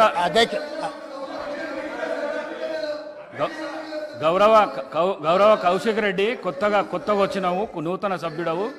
నువ్వు లీడర్ ఆఫ్ ది హౌస్ మాట్లాడేటప్పుడు గడబడి చేయకు, నీకు అవకాశం వస్తుంది అధ్యక్ష. లేదు మనం అట్లేం లేదు, వాళ్ళు వినాల్సిందే, వాళ్ళకి ఇదే శిక్ష. వాళ్ళని ఎవరిని బయటికి పంపను, ఎవరిని పంపొద్దు అధ్యక్ష. దయచేసి మీకు విజ్ఞప్తి చేస్తున్నా, వాళ్ళని ఇక్కడ కూర్చోబెట్టి కఠోరమైన నిజాలు వాళ్ళు వినడం ద్వారా వాళ్ళలో పరివర్తన తీసుకురావాలన్నదే ప్రభుత్వం యొక్క ఆలోచన. కాబట్టి వారిని ఎవరిని కూడా సభలో నుంచి బయటకు పంపించొద్దు అధ్యక్ష. అందుకే ఈరోజు ఇందిరమ్మ రాజ్యం గురించి పదే మాట్లాడుతున్నారు అధ్యక్ష. ఎస్, ఇందిరమ్మ రాజ్యం తెస్తాం సోనియమ్మ నాయకత్వంలో. ఖచ్చితంగా ఈ రాష్ట్రంలో ఇందిరమ్మ రాజ్యం అంటే పేదలకు ఇందిరమ్మ ఇండ్లు ఇస్తాం, భూమి లేని దళితుల గిరిజనులకు అసైన్మెంట్ భూములు ఇస్తాం, పోడు భూముల పట్టాలు ఇస్తాం, పేదలు చదువుకునే విద్యార్థులకు ఫీజు రియంబర్స్మెంట్ ఇస్తాం, వైద్యం అందించలేని నిరుపేదలకు ప్రాణాలు పోతుంటే కుటుంబ సభ్యులుగా ఆదరించి రాజీవ్ ఆరోగ్యశ్రీ పథకాన్ని అందుబాటులోకి తీసుకొస్తాం. ఇందిరమ్మ రాజ్యం అంటే మైనారిటీలకు సచార్ కమిటీ నివేదిక ప్రకారం దళితులతో సమానంగా వాళ్ళు ఇబ్బందులను ఎదుర్కొంటున్నారంటే మైనారిటీలకు 4% రిజర్వేషన్ ఇస్తాం అధ్యక్ష. ఇందిరమ్మ రాజ్యం అంటే ఈ సమాజంలో ఉన్న ప్రతి ఒక్కరి యొక్క హక్కులను కాపాడుతాం. ఇందిరమ్మ రాజ్యంలో మహిళలకు మహాలక్ష్మి ద్వారా 2500 రూపాయలు వాళ్ళ ఖాతాలో వేస్తాం, 500 రూపాయలకే సిలిండర్ వాళ్ళకి ఇస్తాం. అదేవిధంగా ఇందిరమ్మ రాజ్యంలో వాళ్లకు ఉచితంగా బస్సులో ప్రయాణం చేసే అవకాశాన్ని కల్పిస్తాం. ఇంకా చాలా విషయాలు ఇందిరమ్మ రాజ్యం గురించి చెప్పాల్సిన ఉన్నాయి, అవి చివరిలో చెప్తా అధ్యక్ష. ఈరోజు కేటీఆర్ గారు మాట్లాడుతూ ఈ గవర్నర్ గారి ప్రసంగం వినేటప్పుడు నాకు సిగ్గైంది వినడానికి అని అన్నారు. నిజంగానే వారు సిగ్గుపడాలి. ఎందుకు అని అంటే నిజంగానే చాలా విషయాలు మేము అందులో ప్రస్తావించుంటే వారు సిగ్గుపడి తల దించుకునేవాళ్ళు. మేము ఎందుకంటే ఇప్పుడే ఎందుకు అన్ని నిజాలు కఠోరమైన సత్యాలను మొదటి సభలోనే ఎందుకు, ఇంకా సుదీర్ఘంగా చర్చ జరగాలి, ఈ చర్చల ద్వారా ప్రజలకు తెలవాలని కొన్ని విషయాలు గవర్నర్ గారు ప్రసంగంలో పొందుపరచలేదు. కాకపోతే వారు ప్రస్తావించను కాబట్టి నాకు చెప్పక తప్పదు అధ్యక్ష. నన్ను కంపెల్ చేసిండు వారు ఈ రోజే ప్రస్తావించేటట్టు. నేను ఒక్క మాట మీ ద్వారా అడగదలుచుకున్నాను అధ్యక్ష. ఈ రాష్ట్రంలో జరుగుతున్న ఇసుక దోపిడీలో వాళ్ళ పాత్ర లేదా? లక్షలాది వేలాది లారీలలో ఇసుక దోపిడీకి పాల్పడుతుంటే నేరెళ్లలో, సొంత నియోజకవర్గంలో నేరెళ్లలో ఇసుక దోపిడీకి పాల్పడుతుంటే ఇసుక లారీలు దళితుల మీద ఎక్కించి తొక్కి చంపుతుంటే ఆ దళితులు నిరసన తెలిపినందుకు ఇసుక దోపిడీలో నేరెళ్లలో నిరసన తెలిపిన దళితులను పోలీసులను పెట్టి నిర్బంధించి పోలీస్ స్టేషన్లో పెట్టి కరెంటు షాకులు పెట్టి సంసారానికి పనికి రాకుండా హింసించినందుకు, ఇసుక దోపిడీకి పాల్పడి ఇసుక లారీలతో దళితులను తొక్కిచ్చి చంపించినందుకు ప్రశ్నించిన దళితులను పోలీస్ స్టేషన్లో పెట్టి పోలీస్ కరెంటు షాకులతో కొట్టి సంసార జీవితానికి పనికి రాకుండా చేస్తే తెలంగాణ రాష్ట్రం ఇచ్చిన లోక్సభ స్పీకర్గా మీరా కుమారి గారిని మా మిత్రుడు పొన్నం ప్రభాకర్ గారు ఆ దళితులను పరామర్శించడానికి తాను చట్టం చేసి బిల్లు పాస్ చేసి తెలంగాణ రాష్ట్రం ఇచ్చిన మీరా కుమారి గారు ఆ కుటుంబాలను పరామర్శించడానికి వస్తే పోలీసులను పెట్టి అడ్డుకొని వారిని అవమానించినందుకు సిగ్గుతో తల వంచుకోవాల్సిందే. అదేవిధంగా అధ్యక్ష, ఈ రాష్ట్రంలో రైతు రాజ్యం అని చెప్పిన ఈ ప్రభుత్వం నిజంగానే రైతు రాజ్యం అయితే ఖమ్మంలో గిట్టుబాటు ధర కోసం నిరసన తెలిపినందుకు ఖమ్మంలో రైతులను అరెస్టు చేసి కోర్టుకు తీసుకుపోయేటప్పుడు అంతర్జాతీయ తీవ్రవాదులక నేరగాళ్లక బేడీలు వేసి నడిపించిన చరిత్ర కనీసం ఆ తల్లిదండ్రులు జైల్లో ఉంటే చంటి పిల్లల్ని సంకలో పెట్టుకొని ఒక ఆడబిడ్డ తన భర్తను కలవడానికి వస్తే పోలీసులు అడ్డుకున్నారు. ఇవాళ గిట్టుబాటు ధర అడిగిన రైతులను బేడీలేసినందుకు సిగ్గుతో తల వంచుకోవాలి ప్రభుత్వం అని చెప్పి, ఆనాటి ప్రభుత్వం అని చెప్పి నేను ఈరోజు చెప్పదలుచుకున్నా అధ్యక్ష. అదేవిధంగా అధ్యక్ష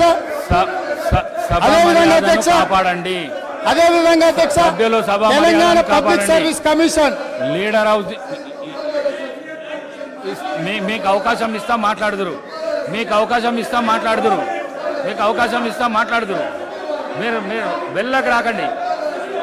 మీరు వెళ్ళకు రాకండి. మీకు అవకాశం ఇస్తాం మాట్లాడుదురు. సభా గౌరవాన్ని కాపాడండి.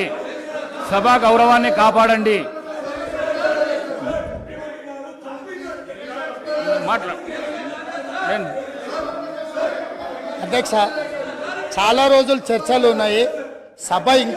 సభ ఈ రోజుతోనే అధ్యక్ష, ఈ సభ మీ అనుమతితో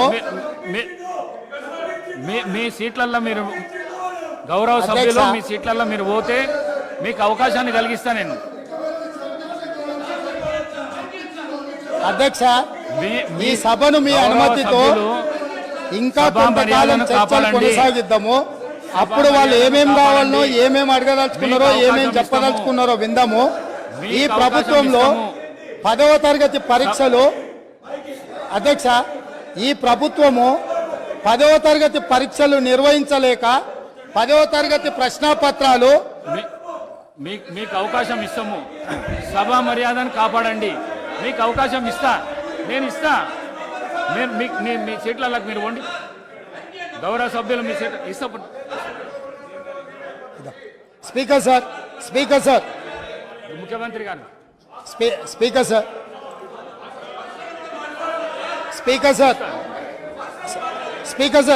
సార్ మీరు అనుమతిస్తే వాళ్ళకు మైక్ ఇస్తే నాకేం అభ్యంతరం లేదు. మీరు అనుమతించి ప్రజాస్వామ్యంలో వాళ్ళు ఏం చెప్పదలుచుకున్నో చెప్పుకునే అవకాశం ఒకవేళ మీరు ఇవ్వదలుచుకుంటే నాకేం అభ్యంతరం లేదు అధ్యక్ష.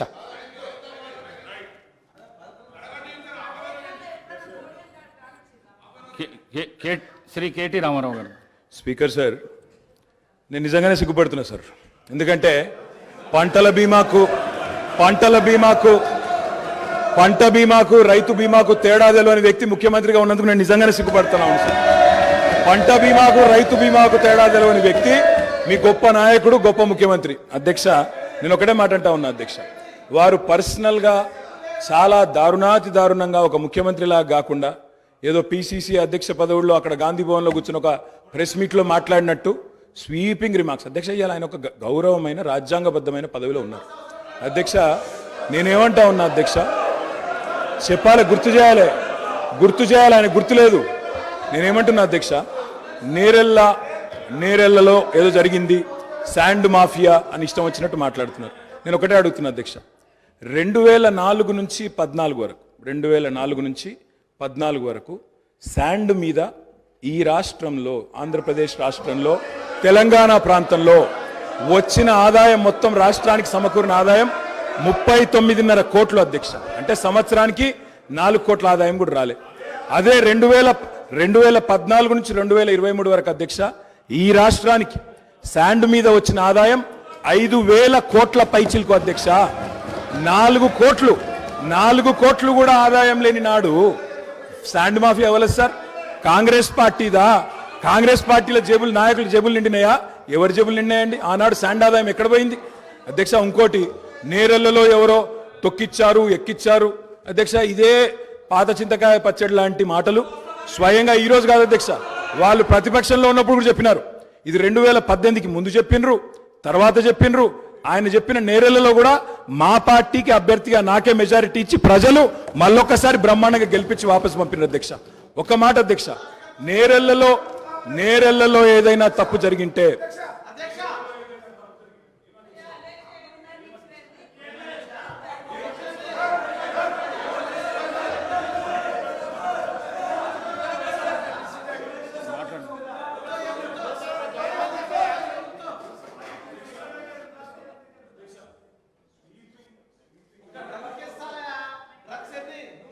స్వీపింగ్ రిమార్క్స్, నోటికి ఎంత వస్తే అంత మాట్లాడడం, నేను ఒకటే మాట అంటున్నా అధ్యక్ష, ఇవాళ అధికారం వాళ్ళ చేతుల్లో ఉంది. ఏ విచారణ చేసుకుంటారో చేసుకోమనండి, మాకు అభ్యంతరం లేదు. కానీ ఇష్టం వచ్చినట్టు స్వీపింగ్ జనరలైజేషన్లు చేసుకోవడం, నోటికి వచ్చినట్టు మాట్లాడడం, ఇది ఒక ముఖ్యమంత్రి పదవి స్థాయిలో ఉండే వ్యక్తికి తగదు. పంట బీమాకు రైతు బీమాకు తేడా తెలియని వ్యక్తి అక్కడ కూర్చోవడం నిజంగా ఈ రాష్ట్ర ప్రజలు సిగ్గుతో తలదించుకుంటున్నారు. ముఖ్యమంత్రి గారు. అధ్యక్ష,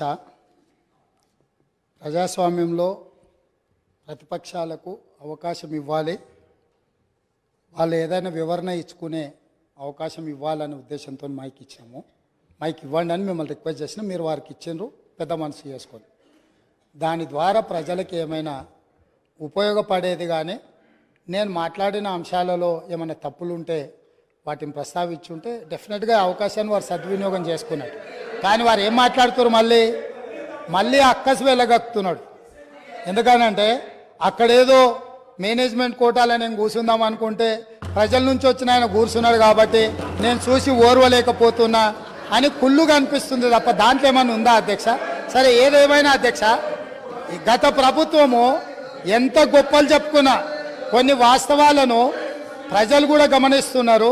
మీ ద్వారా వాళ్ళు ఆ సమయంలో మరి గుర్తుందో లేదో ఇప్పుడు గుర్తు చేయదలుచుకున్న అధ్యక్ష, 10వ తరగతి ప్రశ్నాపత్రాలు వాట్సాప్లలో తిరుగుతూ 10వ తరగతి పరీక్షలే నిర్వహించలేని అసమర్థ ప్రభుత్వం ఆనాడు ఉండే. 12వ తరగతి అంటే ఇంటర్మీడియట్ ప్రశ్నాపత్రాలు చక్కగా దిద్ది ఫలితాలు ప్రకటించలేక ప్రభుత్వం ప్రైవేటు వ్యక్తులకు, ఆనాటి మంత్రివర్గంలో ఉన్న కీలకమైన వ్యక్తి యొక్క మిత్రులకు ఆ కాంట్రాక్టు కట్టబెట్టడంతో సిజీజీ నుంచి తప్పించి అనుభవం లేని వాళ్లకు మిత్రులకు కట్టబెట్టడంతో అందులో జరిగిన ఫలితాల అవకతవకలలా 25 మంది నూనూగు మీసాల యువకులు ఆత్మహత్యలు చేసుకున్నారు. ఈ చావులకు ఆనాటి ప్రభుత్వం కారణం కాదా? ఇవి ప్రభుత్వ హత్యలు కాదా? ఇది పక్కన పెడితే అధ్యక్ష, డెఫినెట్గా తొందర ఏం లేదు అన్నీ. అది కాకుండా అధ్యక్ష, తెలంగాణ పబ్లిక్ సర్వీస్ కమిషన్ మీకు తెలుసు ఎంత ప్రతిష్టాత్మకమైన సంస్థ, ఎంత బాధ్యతగా పరీక్షలు నిర్వహించాలి, ఎంత బాధ్యతాయుతంగా వ్యవహరించాలి. ఈ వ్యవహారాలన్నిటిని పరీక్షలు నిర్వహించే తెలంగాణ పబ్లిక్ సర్వీస్ కమిషన్ నిర్వహించిన పరీక్షలు, ప్రశ్నాపత్రాలు చివరికి జిరాక్స్ సెంటర్లలో ఎక్కడ పడితే అక్కడ అగ్గోకు సగ్గోకు ఎట్లా పడితే అట్లా అమ్ముకునే పరిస్థితి వచ్చి, ఇది మేం చెప్పింది కాదు, పంపకాలలో పంచాయతీ వచ్చి వాళ్ళే ఫిర్యాదులు చేసుకొని ఈ ప్రభుత్వం గొప్పగా మేం కనిపెట్టినామన్నారు. ఈ ప్రభుత్వం ఏమన్నది, ఇది ప్రతిపక్షాలు కనిపెట్టింది కాదు, ప్రతిపక్షాలు చెప్పింది కాదు, మేమే గుర్తించినాం, మేమే ప్రశ్నపత్రాలు అమ్ముతుంటే పట్టుకున్నాం, మేమే కేసులు కట్టినాం అన్నారు. సంతోషం, మీరే అమ్ముకున్నారు, మీరే గుర్తించారు, మీరే పట్టుకున్నారు, మీరే కేసు కట్టారు. కానీ బాధ్యుల్ని ఎవరిని చేసిండ్రు అధ్యక్ష? ఎవరిని బలి చేసిండ్రు? ఈరోజు బాధ్యులైన అందులో ఉండే సభ్యుల నియామకం విషయంలో, చైర్మన్ విషయంలో హైకోర్టు ఇచ్చిన తీర్పు ఏంది? నిజంగానే ఈ ప్రభుత్వం బాధ్యత ఉంటే 30 లక్షల మంది నిరుద్యోగ యువకులు ఈరోజు ఉద్యోగ ఉపాధి అవకాశాల కోసం 10 సంవత్సరాల నుంచి చిక్కడపల్లి సెంట్రల్ లైబ్రరీలోనో, లేకపోతే దిల్సుఖ్ నగర్లోనో, గౌలిగూడలో, లేకపోతే ఈరోజు అమీర్పేట్ చౌరస్తాల్లో, కుకట్పల్లి చౌరస్తాల్లో, ఈరోజు కోచింగ్ సెంటర్ల అశోక్ నగర్ చౌరస్తాల్లో లక్షలాది మంది విద్యార్థులు ఈరోజు ఉద్యోగ ఉపాధి అవకాశాల కోసం పోటీ పరీక్షలకు గ్రామాలలో ఉన్న తల్లిదండ్రులు రూపాయి కూడబెట్టి ఈరోజు వాళ్ళని ఇక్కడ పెట్టి చదివిస్తే 10 సంవత్సరాలల్లా ప్రభుత్వంలో ఉన్న ఉద్యోగ ఖాళీలను భర్తీ చేయకపోను బాధ్యతారహితంగా నిర్వహించడం వల్ల ఆ ప్రశ్నపత్రాలు లీక్ అయి బజార్లలో పల్లి బఠానీలు అమ్ముకుంటుంటే దానికి సంబంధించిన చర్యలు తీసుకొని బోర్డును రద్దు చేసి కొత్త బోర్డును బాధ్యతారహితంగా నిర్వహించాల్సిన ఈ పార్టీ, ఈ ప్రభుత్వం ఆనాడు ఆ చర్యలు చేయలే. ఎన్నికల్లో వచ్చినప్పుడు వాళ్ళని కొంతమంది విద్యార్థులను పిలుచుకొని కూర్చొని మాట్లాడి మంత్రి గారు చెప్తారు, అవును తప్పు జరిగింది, మళ్ళీ మూడోసారి అవకాశం ఇస్తే మిమ్మల్ని నిండా ముంచుతామని వాళ్ళకి మాటలు చెప్తున్నారు. తప్పు జరిగిందని మీరు గుర్తించినప్పుడు, మీ పాత్ర అందులో లేనప్పుడు, పాత్రులైన బాధ్యులైన వాళ్ళ మీద చర్యలు తీసుకోవడానికి మీరు ఆ పరీక్షలను నిర్వహించిన వాళ్ళ మీద బోర్డులో నియమించిన సభ్యులకు అర్హత లేదు అని కోర్టు కూడా ప్రభుత్వానికి సూచన చేసినప్పుడు యుద్ధ ప్రాతిపదికన చర్యలు ఎందుకు తీసుకోలేదు? దీనికి కారణం మీరు కాదా? ఇలాంటి 10వ తరగతి పరీక్ష నిర్వహించలేనోళ్ళు, 12వ తరగతి పరీక్షల పేపర్లు దిద్దలేనోళ్ళు, తెలంగాణ పబ్లిక్ సర్వీస్ కమిషన్ ద్వారా ప్రభుత్వ ఉద్యోగ నియామకాలు చేపట్టలేనోళ్ళు ఖచ్చితంగా సిగ్గుతో తల వంచుకోవాల్సిందే.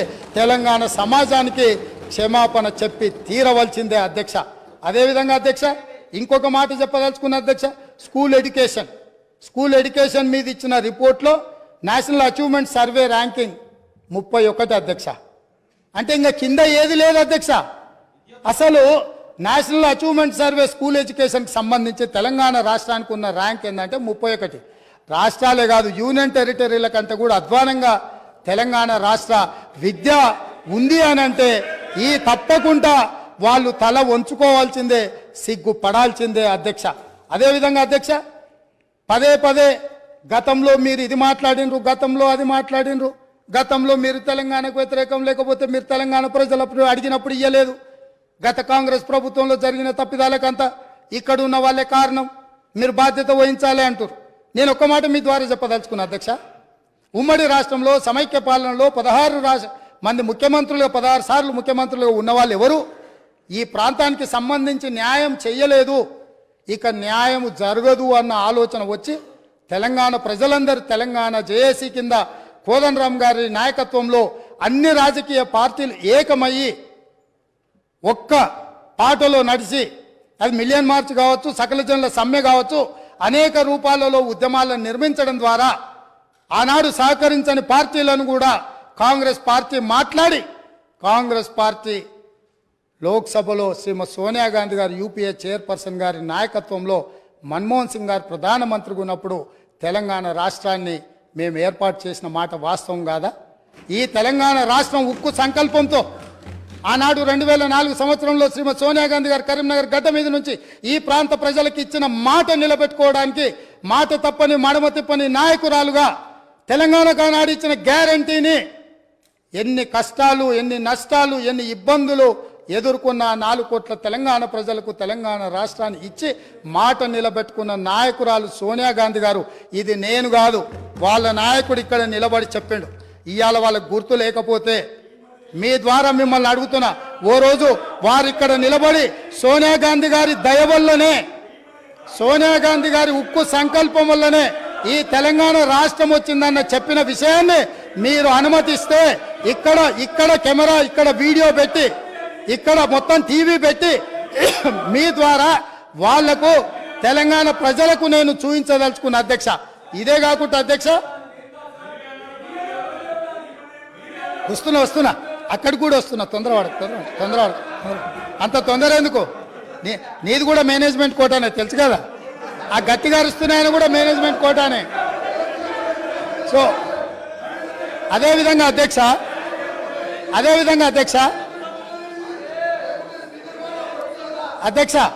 అదేవిధంగా 18 జూలై అధ్యక్ష బాగినాలే ప్రతిపక్ష నాయకులు 18 జూలై 1996 ఒక చర్చ సందర్భంగా ఈ చర్చ 16 జీవో మీద తెలంగాణ సమస్యల మీద చర్చ జరిగినప్పుడు ఒక గొప్ప నాయకుడు, చాలా గొప్ప నాయకుడు అని చెప్పుకునేవాళ్ళు ఏం మాట్లాడినరో నేను చెప్పదలుచుకున్నా అధ్యక్ష.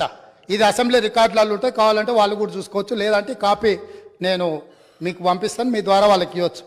ఉద్యోగులకు సంబంధించి 6 సూత్రాల పథకం, జోనల్ సిస్టమ్ వంటివి దెబ్బతిన్నాయి. సర్ప్లస్ స్టాఫ్ను రాష్ట్రంలో ఏ మూలనైనా వాడుకునేలా వీలు ఉండాలి, కానీ ఆ విధానం లేదు. మనం విధించుకున్న ఆటంకం 6 సూత్రాల జోనల్ విధానం. సిబ్బందిని వినియోగించుకోలేక, పని లేకపోయినా కోట్ల లక్షల రూపాయలు నిరర్థకంగా పెట్టుకొని ఖర్చు చేస్తూ వృధా చేస్తున్నాం. ఈ విధానంలో మార్పులు చేయాలి, డైనమిక్గా మూవ్ కావాలి. ఆయా ప్రాంతాల ప్రజాప్రతినిధులతోనూ ఉద్యోగ సంఘాలతోనూ సంప్రదింపులు జరిపి జోనల్ విధానాన్ని తొలగించడానికి ప్రయత్నం చేయాలి. ఆనాడు 69 తెలంగాణ ఉద్యమంలో ఎంతోమంది అమరులై కేంద్ర ప్రభుత్వంతో కొట్లాడి నిటారుగా నిలబడి సాధించుకున్న జోనల్ విధానాన్ని, జోనల్ విధానం ద్వారా ఉద్యోగ ఉపాధి అవకాశాలలో తెలంగాణ వాటాను కోటాను నిర్ణయం చేసి జోనల్ విధానం తీసుకొస్తే ఈ 18 జూలై 1990 నాడు ఆనాడు మంత్రిగా ఉన్న శ్రీ గౌరవనీయులైన కల్వకుంట్ల చంద్రశేఖరరావు గారి ప్రసంగంలోని పాఠం ఇది. వారికి తెలంగాణ ప్రజల పట్ల, తెలంగాణ విధానాల పట్ల ఉన్న నిబద్ధత. ఈరోజు వాళ్ళు ఇక్కడ వచ్చి వారి వారసులం మేము, మా అంత ప్రబుద్ధులే లేరు, మా అంత గొప్ప ఉద్యమకారులే లేరు, తెలంగాణ అంటే మేమంటే తెలంగాణ అని గొప్పలు చెప్పుకునే వాళ్ళు ఇదే సభలో ఇక్కడే నిలబడి కల్వకుంట్ల చంద్రశేఖరరావు గారు మాట్లాడిన ప్రసంగం ఇది. ఇట్లా మాట్లాడినందుకు వారి తరఫున ఇక్కడ మాట్లాడిన వాళ్ళు మొదట తెలంగాణ ప్రజలకు క్షమాపణ చెప్పి జోనల్ విధానాన్ని, 6 సూత్రాల విధానాన్ని వ్యతిరేకించినందుకు తెలంగాణ ప్రజలకు క్షమాపణ చెప్పి మాట్లాడితే బాగుంటుంది. చరిత్ర వెనకెళ్ళి తవ్వడం మొదలు పెడితే ఆ సమాధులల్లో మీరు కూరుకుపోతారు, మళ్ళీ బయటికి కూడా రారు. కాబట్టి పదే గతాన్ని తవ్వడం, ఎత్తిపోయడం అంటూ మొదలు పెడితే, ఈ పక్క నుంచి మేము ఎత్తిపోయడం మొదలు పెడితే మీరు తట్టుకోలేరు. అందుకే 2 జూను 2014 నుంచి తెలంగాణ రాష్ట్రం ఏర్పడ్డ తర్వాత జరిగిన పరిణామాల మీద మొదటి 9.5 సంవత్సరాలు మీరు పరిపాలన అందించారు, రాబోయే 10 సంవత్సరాలు మేము పరిపాలన అందించబోతున్నాం. ఇందులో సహేతుకమైన సూచనల్ని, సలహాలని మీరు ఇవ్వడానికి ముందుకు రావాలి అని చెప్పి నేను వారికి గుర్తు చేస్తున్నా అధ్యక్ష. అదేవిధంగా అధ్యక్ష, ఈరోజు ఈ తెలంగాణ రాష్ట్రంలో మనం నిర్ధారించుకున్న విధానాలు అత్యంత క్లిష్టమైనవి, బాధ్యతాయుతమైనవి. ఈ 6 గ్యారంటీలు మేమే గుర్తు చేసుకున్నామని కాదు, ఈరోజు వారు కూడా బైబుల్ లాగానో, గీత లాగానో, ఖురాన్ లాగానో పవిత్రంగా చేతిలో పట్టుకొని తిరగవలసిందే. ఈ 6 గ్యారంటీల నుంచి ఎవరు తప్పించుకోలేరు. ప్రతిరోజు శ్రీరామ జపం చదివినట్టు, లేకపోతే ఖురాన్ పఠించినట్టు, బైబిల్ని చదివినట్టు ప్రతిరోజు మేము ఇచ్చిన 6 గ్యారంటీలను వాళ్ళ చేత ఈ సభలో వెల్లువేయించే బాధ్యత నాది అధ్యక్ష. ప్రతిరోజు వాళ్ళతో మాట్లాడిపిస్తా. ఎందుకు అనంటే వాళ్లకు కూడా పథకాలలో ఉన్న గొప్పతనం అర్థం కావాలి, అర్థం చెయ్యాలి. అందుకే మీరు మిమ్మల్ని విజ్ఞప్తి చేస్తున్నా, రిక్వెస్ట్ చేస్తున్నా, వాళ్లకు అవసరమైనప్పుడు మైక్ ఇచ్చి వాళ్ళని ఎప్పటికప్పుడు మాట్లాడించాల్సిందిగా నేను కోరుకుంటున్నాను అధ్యక్ష. అదే విధంగా అధ్యక్ష, గవర్నర్ ప్రసంగము కాంగ్రెస్ పార్టీ మేనిఫెస్టో లాగానే ఉందని, మరి పెద్దలు చాలా అనుభవజ్ఞులు కడియం శ్రీహరి గారు, వారి పట్ల నాకు గౌరవం ఉంది.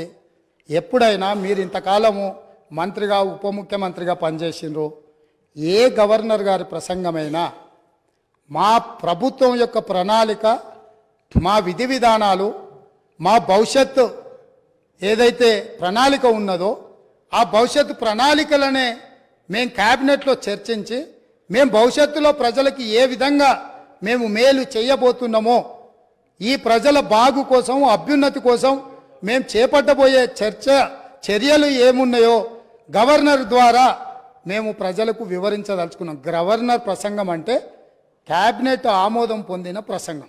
కాబట్టి గవర్నర్ గారి ప్రసంగం ఎస్ బల్లగుద్ది చెప్తున్న మా కాంగ్రెస్ పార్టీ మేనిఫెస్టోనే గవర్నర్ గారి ప్రసంగంలో పెట్టినాం. అది మా బాధ్యత. అది అల్లా తప్పగా తయారు చేసింది కాదు. నిబద్ధతతోని నిక్కచ్చితంగా మేమందరం కూర్చొని ఎవరో ఒక్కరు ఎక్కడనో కూర్చొని ఏదో రాసి ఏదో ఇచ్చి ఏదో చదివించే విధానం కాంగ్రెస్లో లేదు. సమిష్టి నాయకత్వం, సమిష్టి నిర్ణయాలు, సమిష్టిగా పరిపాలన జరుగుతుంది, సామాజిక న్యాయం జరుగుతుంది. అందుకే కాంగ్రెస్ పార్టీ స్పష్టంగా చెప్పింది 6 గ్యారంటీలతో పాటు 7వ గ్యారంటీ ఇస్తున్నాం. ప్రజాస్వామ్యాన్ని ప్రజలకు అందిస్తాము, ప్రజలకు స్వేచ్ఛనిస్తాం, ప్రజలకు సామాజిక న్యాయాన్ని అందిస్తాం, సమానమైన అభివృద్ధిని తీసుకొస్తామని చెప్పి ప్రజలకు మేము మాట ఇచ్చినాం. 2004 నుంచి 2014 వరకు తీసుకొచ్చిన సంక్షేమ పథకాలు, అభివృద్ధి పథకాలు ఈరోజు హైదరాబాద్ నగరంలో ఉన్నాయంటే ఔటర్ రింగ్ రోడ్ వాళ్ళు కట్టిరా అధ్యక్ష, అంతర్జాతీయ ఎయిర్పోర్ట్ వాళ్ళు కట్టినరా, మెట్రో రైలు వాళ్ళు కట్టినరా, హైదరాబాద్కి కృష్ణానది జలాలు వాళ్ళు తీసుకొచ్చిండ్రా, హైదరాబాద్కి గోదావరి జలాలు వాళ్ళు తీసుకొచ్చిరా, హైదరాబాద్లో ఈరోజు తీగల వంతెన మీద ఫోటోలు దిగుతున్న వాళ్ళు ఆనాడు కాంగ్రెస్ పార్టీ అధికారంలో ఉన్నప్పుడు చేసిన ప్రణాళికనే అన్న సంగతి అప్పుడే మర్చిపోయిందా? ఇవాళ మీరు నెత్తి మీద నీళ్లు చల్లుకున్నంత మాత్రాన గోదావరి తాగునీటి జలాలకు ప్రణాళిక పెట్టింది ఎవరు, ప్రారంభించింది ఎవరు, పనులు ముందుకు తీసుకొచ్చింది ఎవరు అధ్యక్ష? ప్రాణహిత చేవెళ్ల ప్రాజెక్టును ఆనాడు దేవేందర్ గౌడ్ గారు పాదయాత్ర చేసి తెలంగాణ ప్రజలకు ప్రాణహిత చేవెళ్ల ప్రాజెక్టు కావాలి అని అంటే ఒక తెలంగాణ బిడ్డగా దేవేందర్ గౌడ్ గారు కాంగ్రెస్ పార్టీ కాకపోయినా ఆనాటి కాంగ్రెస్ పార్టీ ఎస్ ఈ ప్రాజెక్టు ద్వారా 14 లక్షల ఎకరాలకు 38,400 కోట్ల రూపాయలతోటి నీళ్లు ఇవ్వాలని ఉక్కు సంకల్పంతో డాక్టర్ బాబాసాహెబ్ అంబేద్కర్ ప్రాణహిత చేవెళ్ల ప్రాజెక్టును ప్రారంభించారు. పెద్దలు వెంకటస్వామి గారి సూచనతోని ఆ పేరును పెట్టినరు. పనులు ప్రారంభించి చేవెళ్లలో అర్ధాంతరంగా ఆగిపోయిన పనులకు ఎవరు బాధ్యత తీసుకుంటారని నేను అడుగుతున్నా అధ్యక్ష. ఆనాడు కాంగ్రెస్ పార్టీలో ఉన్న నాయకులు చిన్నారెడ్డి గారు లాంటి వాళ్ళు మాట్లాడడం వల్ల పాలమూరు ప్రాంతానికి, రంగారెడ్డి ప్రాంతానికి సాగునీటి ప్రాజెక్టు నిర్మించాలి, సాగునీరు తాగునీరు ఇవ్వాలి అని పాలమూరు రంగారెడ్డి ఎత్తిపోతల ప్రాజెక్టుకు 2013లోనే మంజూరు ఇచ్చి పనులను సర్వేలు చేయమని ఆదేశాలు ఇచ్చి దానికి పునాది రాయి వేసింది కూడా కాంగ్రెస్ పార్టీ కాదా అని నేను అడుగుతున్నా.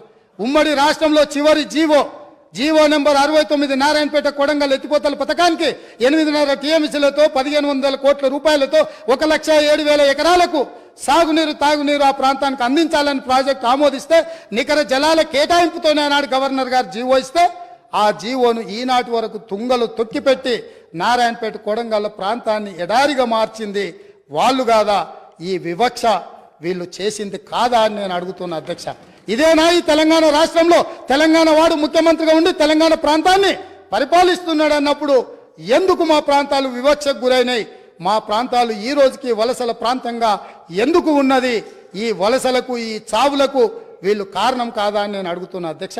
అదేవిధంగా ఈరోజు నేను మాట్లాడదలుచుకున్న అధ్యక్ష, తెలంగాణ రాష్ట్రంలో డ్రగ్స్ మహమ్మారి లేకుండే, తెలంగాణ ఉమ్మడి రాష్ట్రంలో డ్రగ్స్ గురించి చర్చలు లేకుండే, గంజాయి మత్తు లేకుండే, లిక్కర్ కూడా అతి తక్కువగా ఉండే. కానీ ఇవాళ ఏ పేపర్ చూసినా, ఏ టీవీ చూసినా గంజాయి మత్తులో దాడులు జరుగుతున్నాయని, సింగరేణి కాలనీలో 6 సంవత్సరాల పసిగూనను గంజాయి మత్తులో రేపు మర్డర్ చేస్తే ఈ ప్రభుత్వం అచేతనంగా ఉండిపోయింది. ఈరోజు ఈ రాష్ట్రంలో జరుగుతున్న కారణాలకు, ఈరోజు దొరుకుతున్న డ్రగ్స్కి ఈ ప్రభుత్వ వైఫల్యం కారణం కాదా? ఈ ప్రభుత్వం డ్రగ్స్కు సంబంధించి విచారణ మీద సిట్టు వేసి ఆ సిట్లో ఉన్న అధికారిని అర్ధాంతరంగా ఎందుకు బదిలీ చేసిండ్రు? అతను ఎక్కడికి పోయిండు? ఆ సిట్ ఎక్కడికి పోయింది? ఆ విచారణ ఎక్కడికి పోయిందని నేను అడుగుతున్నా అధ్యక్ష. ఈ ప్రభుత్వం యొక్క వైఫల్యాన్ని కప్పిపుచ్చుకోవడానికి, విచారణలో లోపాలను దాచిపెట్టడానికి చేస్తున్న ప్రయత్నంలో నేనే స్వయంగా ఆనాడు 2017లో తెలంగాణ రాష్ట్ర ఉమ్మడి హైకోర్టులో పబ్లిక్ ఇంట్రెస్ట్ లిటిగేషన్ వేసి ఈ విచారణ మీద ఎన్ఫోర్స్మెంట్ డైరెక్టరేటు, డిఆర్ఐ, ఈ నార్కోటిక్స్ డిపార్ట్మెంట్ అన్నిటిని కూడా ఒక సిట్ను ఏర్పాటు చేయాలని హైకోర్టులో కేసు వేస్తే 2021 వరకు నేను కొట్లాడితే తెలంగాణ రాష్ట్ర హైకోర్టు ఈడీకి మొత్తం సమాచారాన్ని చేసిన విచారణను బదిలీ చేయమని హైకోర్టు ఆదేశాలు ఇచ్చిన ఈ రాష్ట్ర ప్రభుత్వం వివరాలన్నీ దాచిపెట్టింది అధ్యక్ష. ఆనాడు డ్రగ్స్లో ఏవైతే టెలిఫోన్లు కానీ కంప్యూటర్స్ కానీ ల్యాప్టాప్లు కానీ ఇతర సీజ్ చేసిన ఎక్విప్మెంట్ ఎలక్ట్రానిక్ ఎక్విప్మెంట్ ఏది కూడా ఈరోజు వాళ్ళు ఫోరెన్సిక్ ల్యాబ్కు పంపించలేదు, వాటి మీద సరైన విచారణ జరగలేదు. ఆ వివరాలన్నీ కూడా ఈడీ అడిగితే ఇవ్వకపోతే ఈడీ డిపార్ట్మెంట్ తెలంగాణ ప్రభుత్వం మీద contempt of court case file చేసింది అధ్యక్ష. నేను అడుగుతున్న అధ్యక్ష మీ ద్వారా ప్రతిపక్షాన్ని, ఈ రాష్ట్రాన్ని పంజాబ్ రాష్ట్రాన్ని మీరు చూసిండ్రు. పంజాబ్ రాష్ట్రాన్ని ఈరోజు డ్రగ్స్ మహమ్మారి పట్టి పీడించడంతో ఈరోజు గ్రామాలలో పేద మహిళలు, ధనవంతులు శ్రీమంతులు కాదు, పేదలు భార్య తల్లి కూలికి పోయి సంపాదించిన డబ్బులో భర్తలను సోదరులను ఇవాళ డ్రగ్స్కి అలవాటు పడి బాధపడుతుంటే వాళ్ళకు అందులో సంపాదించిన కొంత డబ్బు పెట్టి డ్రగ్స్ కొని ఇచ్చే పరిస్థితి వచ్చింది. ఈ పరిస్థితి పంజాబ్ రాష్ట్రాన్ని నిర్వీర్యం చేసింది అధ్యక్ష. పంజాబ్లో యంగ్ విడోస్ చిన్న వయసులోనే మహిళలు వితంతువులుగా మారుతుంటే డ్రగ్స్ బారిన పడి ఈరోజు చావులను మనం కల్లారా చూస్తుంటే, రాష్ట్రమే నిర్వీర్యం అయిపోతుంటే, యువత డ్రగ్స్ బారిలో పడి చచ్చిపోతుంటే తెలంగాణ రాష్ట్రంలో పూర్తిగా కూకటి వేళ్లతో పెకిలించి వేయాల్సిన ఈ డ్రగ్స్ మహమ్మారి విషయంలో ఎందుకు విచారణలో ఈ ప్రభుత్వం ఆనాడు జాప్యం వహించింది, ఎందుకు నిర్లక్ష్యం వహించింది, ఎందుకు దీని మీద చర్యలు తీసుకోవడానికి నార్కటిక్ డిపార్ట్మెంట్కు, డిఆర్ఐ డిపార్ట్మెంట్కు, ఈడీ డిపార్ట్మెంట్కు ఎందుకు సంపూర్ణమైన సమాచారాన్ని ఇవ్వలేదని నేను అడుగుతున్నా అధ్యక్ష. ఈరోజు నేను టిఎస్ న్యాబ్లో ఒక అడిషనల్ డీజీ క్యాడర్ ఆఫీసర్ను పెట్టి ఎంపవర్ చేసి ఇవాళ ఈ రాష్ట్రంలో డ్రగ్స్ అనే పదం వినిపించొద్దు, ఈ రాష్ట్ర సరిహద్దులు ఎవడు గంజాయితో రావద్దు, ఎవడు వచ్చినా ఎంత పెద్దవాడైనా ఎంత గొప్పవాడైనా వాళ్ళ వెనకాల ఎవరు ఉన్నా ఊచలు లెక్క పెట్టాల్సిందే, లెక్క పెట్టియాల్సిందే అని ఈరోజు నా ప్రభుత్వం మా మంత్రివర్గ సహచరులు తీసుకున్న నిర్ణయాన్ని ఈ ప్రతిపక్షాలు అభినందించాల్సిన అవసరం లేదు అధ్యక్ష.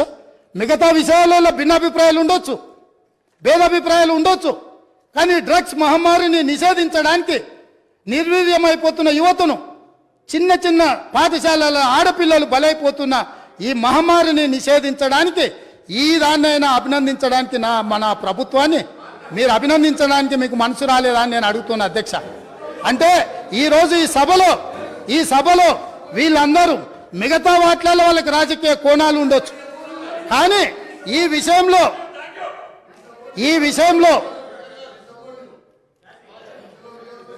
రన్నింగ్ కామెంట్ చేయకండి దయచేసి ప్లీజ్. సార్ పాపం తెలియక అట్లా అంటుండే, కానీ తర్వాత ఆయనకుండే బాధలు ఆయనకుంటాయి. ఎందుకంటే ఎవరైతే ఈ అంశం మీద పూర్తి స్థాయిలో మాట్లాడినరో వారు బాధ్యత తీసుకొని మిగతా విషయాలలో మాకు భిన్నాభిప్రాయాలు ఉన్నా డ్రగ్స్ నిర్మూలన విషయంలో, మత్తు పదార్థాలను నిషేధించడంలో, గంజాయి ఇతర మత్తు పదార్థాలను ఈ రాష్ట్ర సరిహద్దులను దాటి లోపలికి రానివ్వకుండా కంచేసి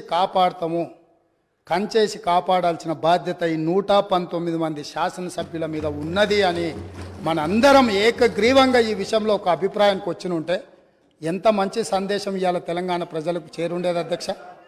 కాళ్ళు వనకాలి అధ్యక్ష. ఎవరైనా ఈ రాష్ట్రంలో గంజాయి కానీ, కొకైన్ కానీ, హెరాయిన్ కానీ ఇట్లాంటివి రకరకాల ఎన్నో పేర్లు పలకడానికి కూడా నాకు రాదు అధ్యక్ష. వీటన్నిటినీ 100% ఉక్కు పాదంతో అణిచివేస్తాం, ఎంత వాళ్ళున్నా బొక్కలేస్తామనే నిబద్ధతతో మా ప్రభుత్వం పనిచేయబోతుంది. దీనికైనా వాళ్ళు పూర్తి స్థాయిలో మద్దతు పలకాలి అని చెప్పి మీ ద్వారా వారికి విజ్ఞప్తి చేస్తున్నా అధ్యక్ష. అదేవిధంగా అధ్యక్ష,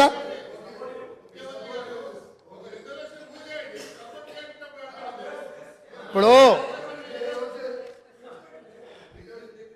గవర్నర్ గారి ప్రసంగంలోనే ఈ అంశాన్ని స్పష్టంగా ప్రస్తావించిన వారు ఎంతసేపు మాట్లాడినరో మీరు సమయం తీయండి.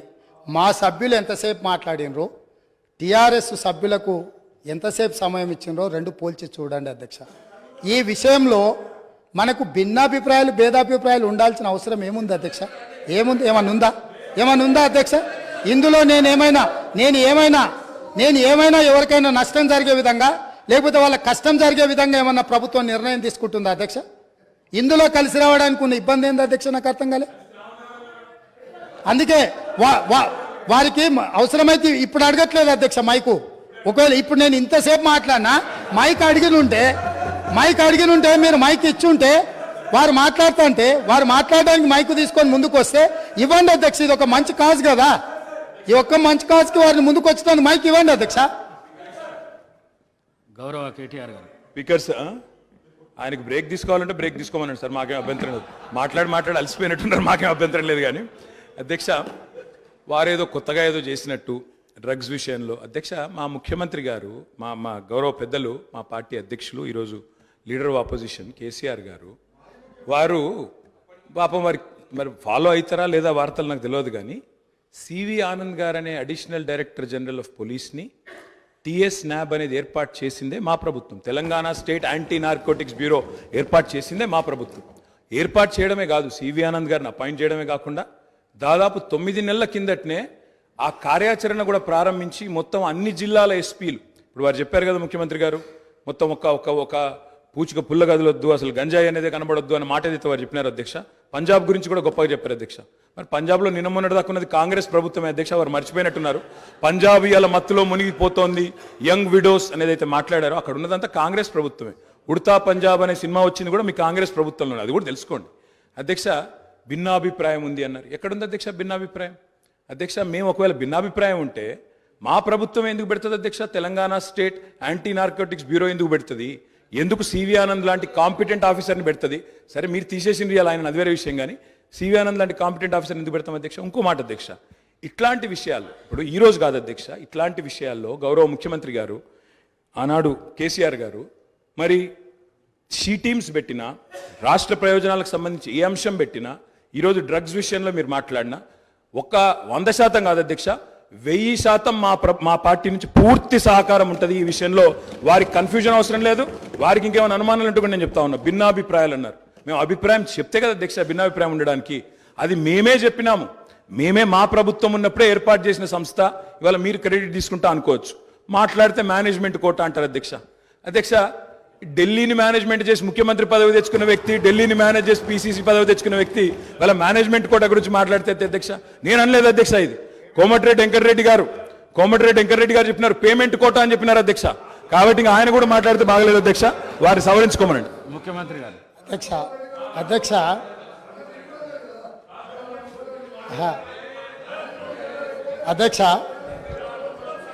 సభ్యుడికి ఇట్లయినా పరివర్తన వస్తుందేమని నేను అనుకున్నా. స్పష్టంగా ఒక అంశానికే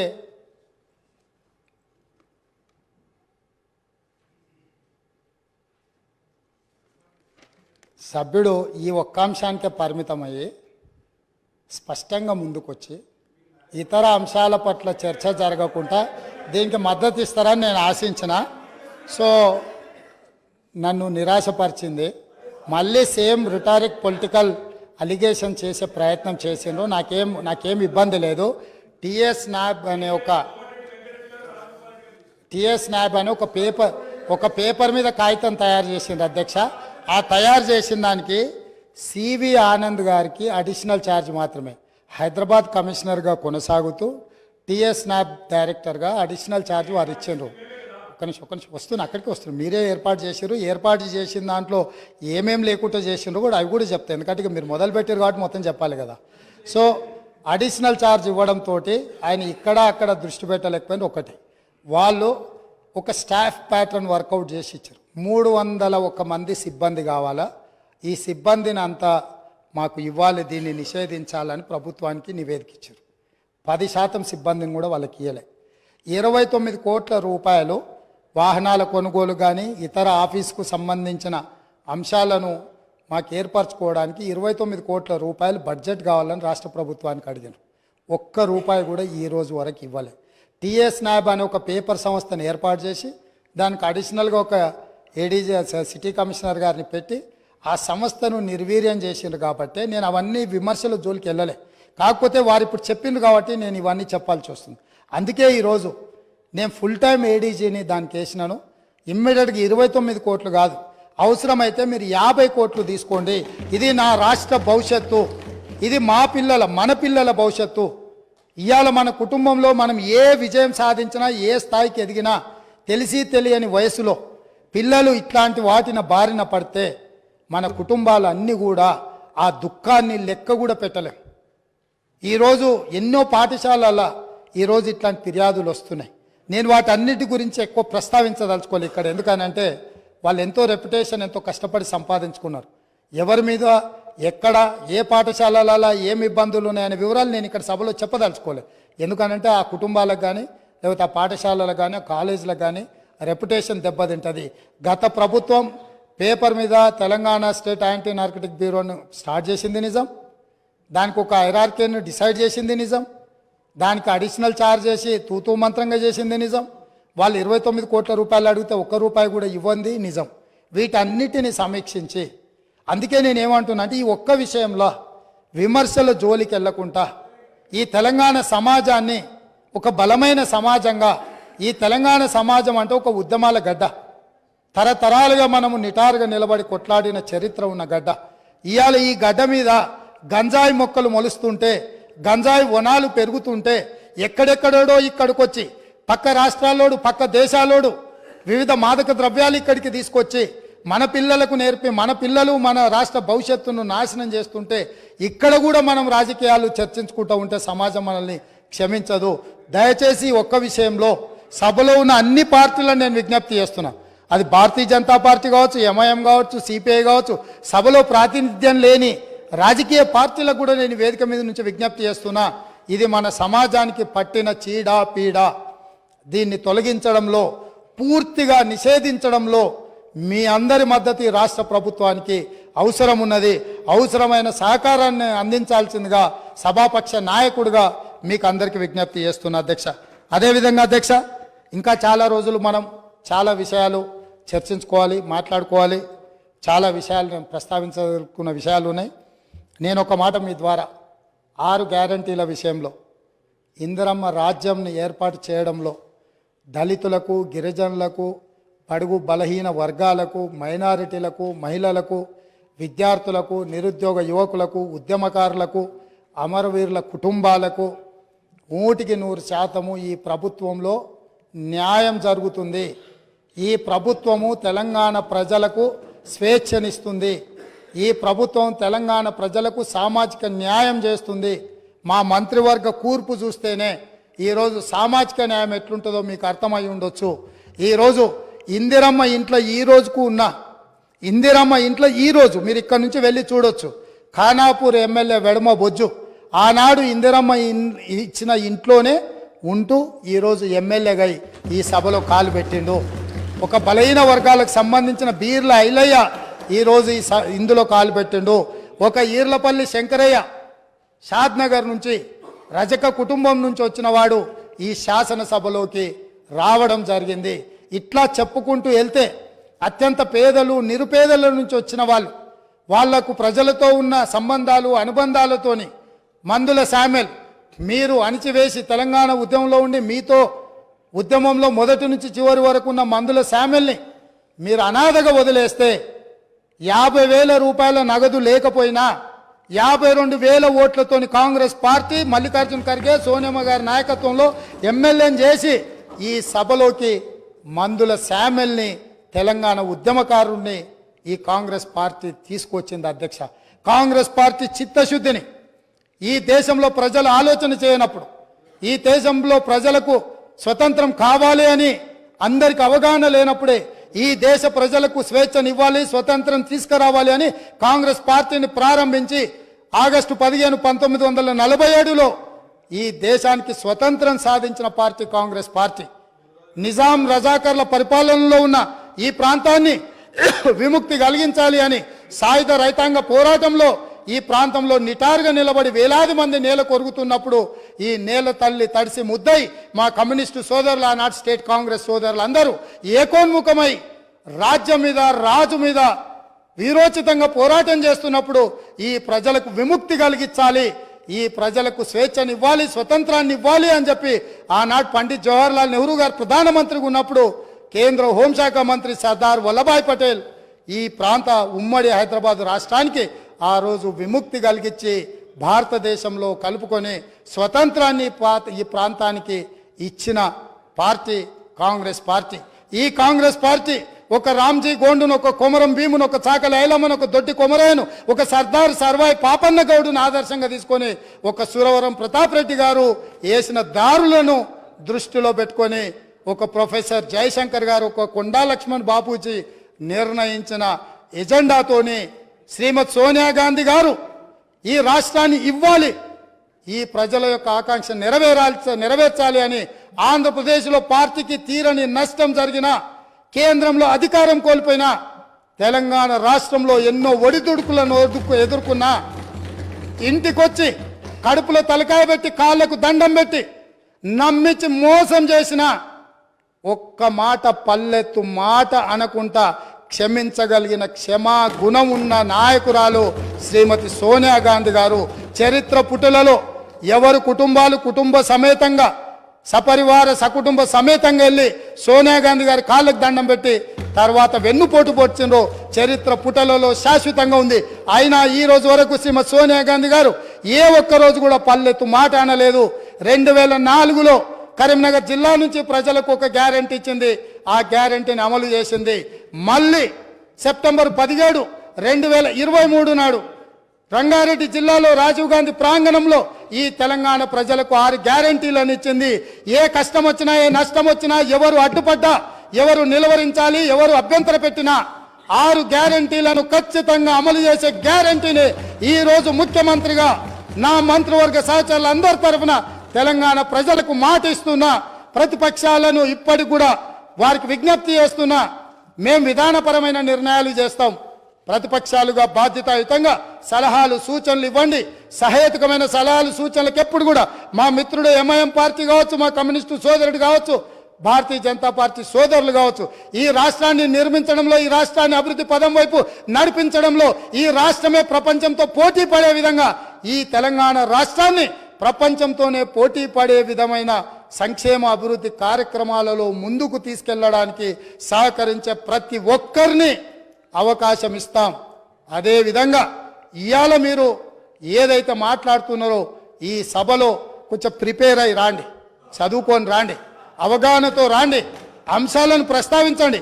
నా నూతన సభ్యులకు కూడా దాదాపుగా 50 మంది సభ్యులు మొదటిసారి ఎన్నికై సభలోకి వచ్చిండ్రు. వాళ్ళందరూ మనల్ని చూసి నేర్చుకోవాలి. ఎమ్మెల్యే పదవి అనేది తాత్కాలిక ఉద్యోగం కాదు, లేకపోతే ఎమ్మెల్యే పదవి అనేది కొంతకాలం ఉండి తర్వాత పోయేది కాదు. ప్రజా జీవితంలో ఎమ్మెల్యే అనేది ఒక బాధ్యత. మనం పాలకులం కాదు, మనం సేవకులము. పాలన చేయడానికి, అధికారం చెలాయించడానికి, నిరంకుశత్వాన్ని అమలు చేయడానికి మేము ఇక్కడికి రాలేదు. మేము పాలకులము కాదు అధ్యక్ష, మేము సేవకులము. 4 కోట్ల ప్రజలకు సేవ చేయడానికే మేము ఇక్కడికి వచ్చినాం. మీరు ఏ న్యాయబద్ధమైన సలహాలు సూచనలు ఇచ్చినా తప్పకుండా అనుమతిస్తాం. ఒకవేళ ఇక్కడ మీకు న్యాయం జరగలేదు అనుకుంటే మీరు నిరసనలు తెలుపొచ్చు, ధర్నాలు చేయొచ్చు. ధర్నా చౌక్లో మా మిత్రుల ఆమరణ నిరాహార దీక్ష చేయొచ్చు. తప్పకుండా ధర్నా చౌక్ను తిరిగి వాళ్ళు వినియోగించుకొని ధర్నా చౌక్ను మళ్ళా ధర్నాలు చేయొచ్చని మళ్ళీ ముందుకు రావాలి.